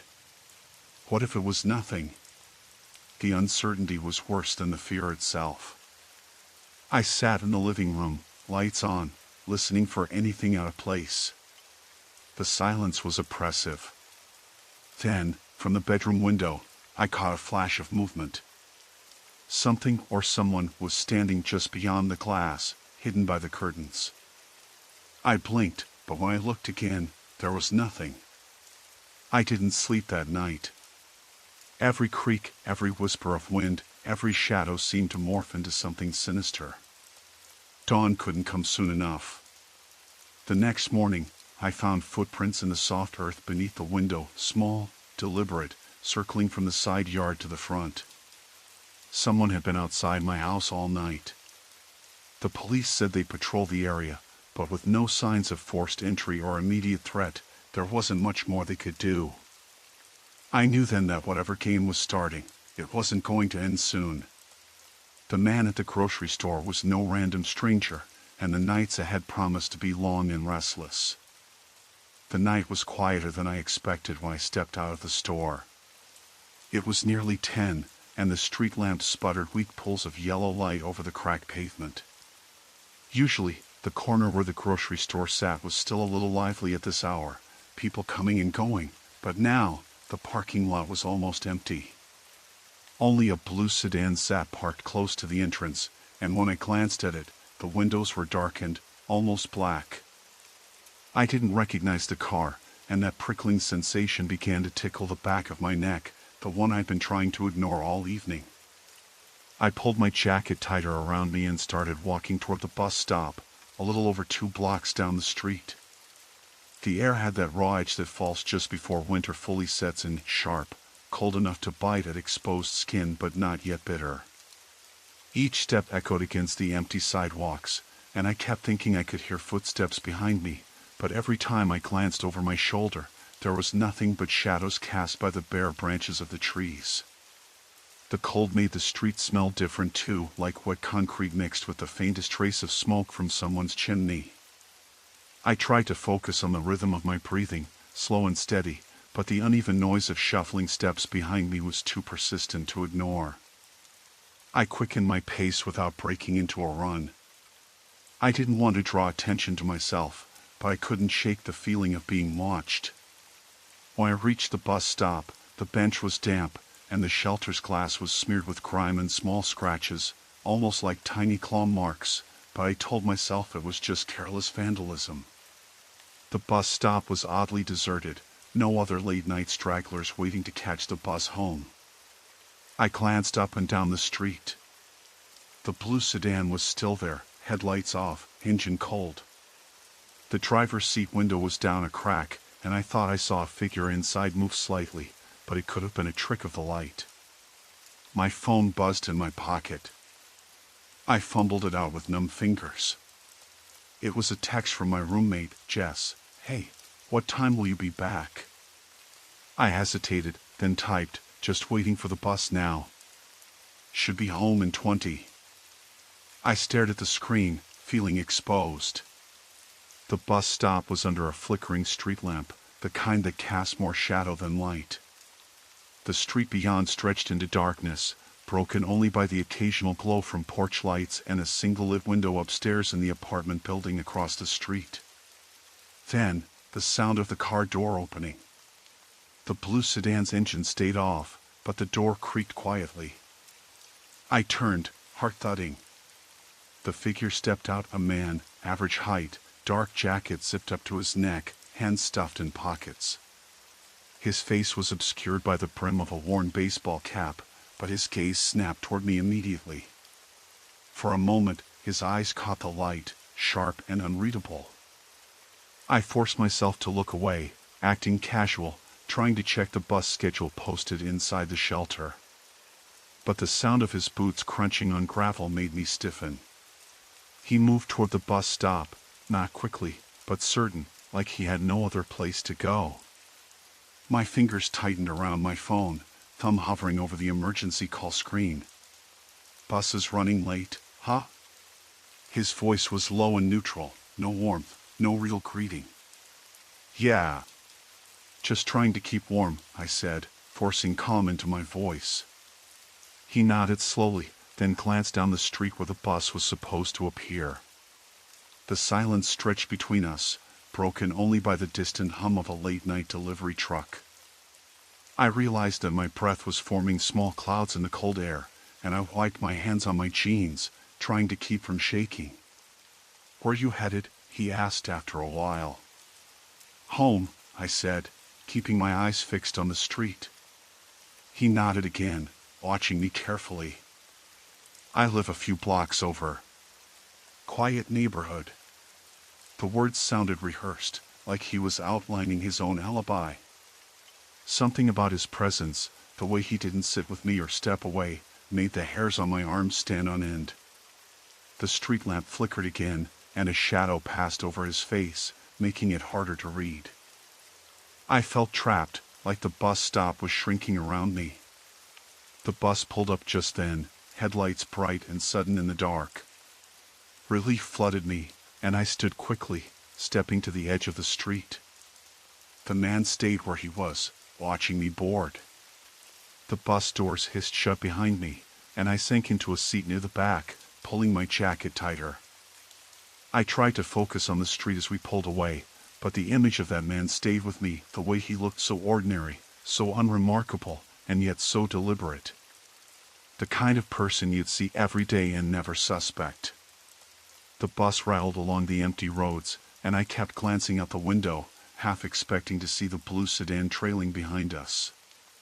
When I got off at my stop, the neighborhood was silent, the air still cold and sharp.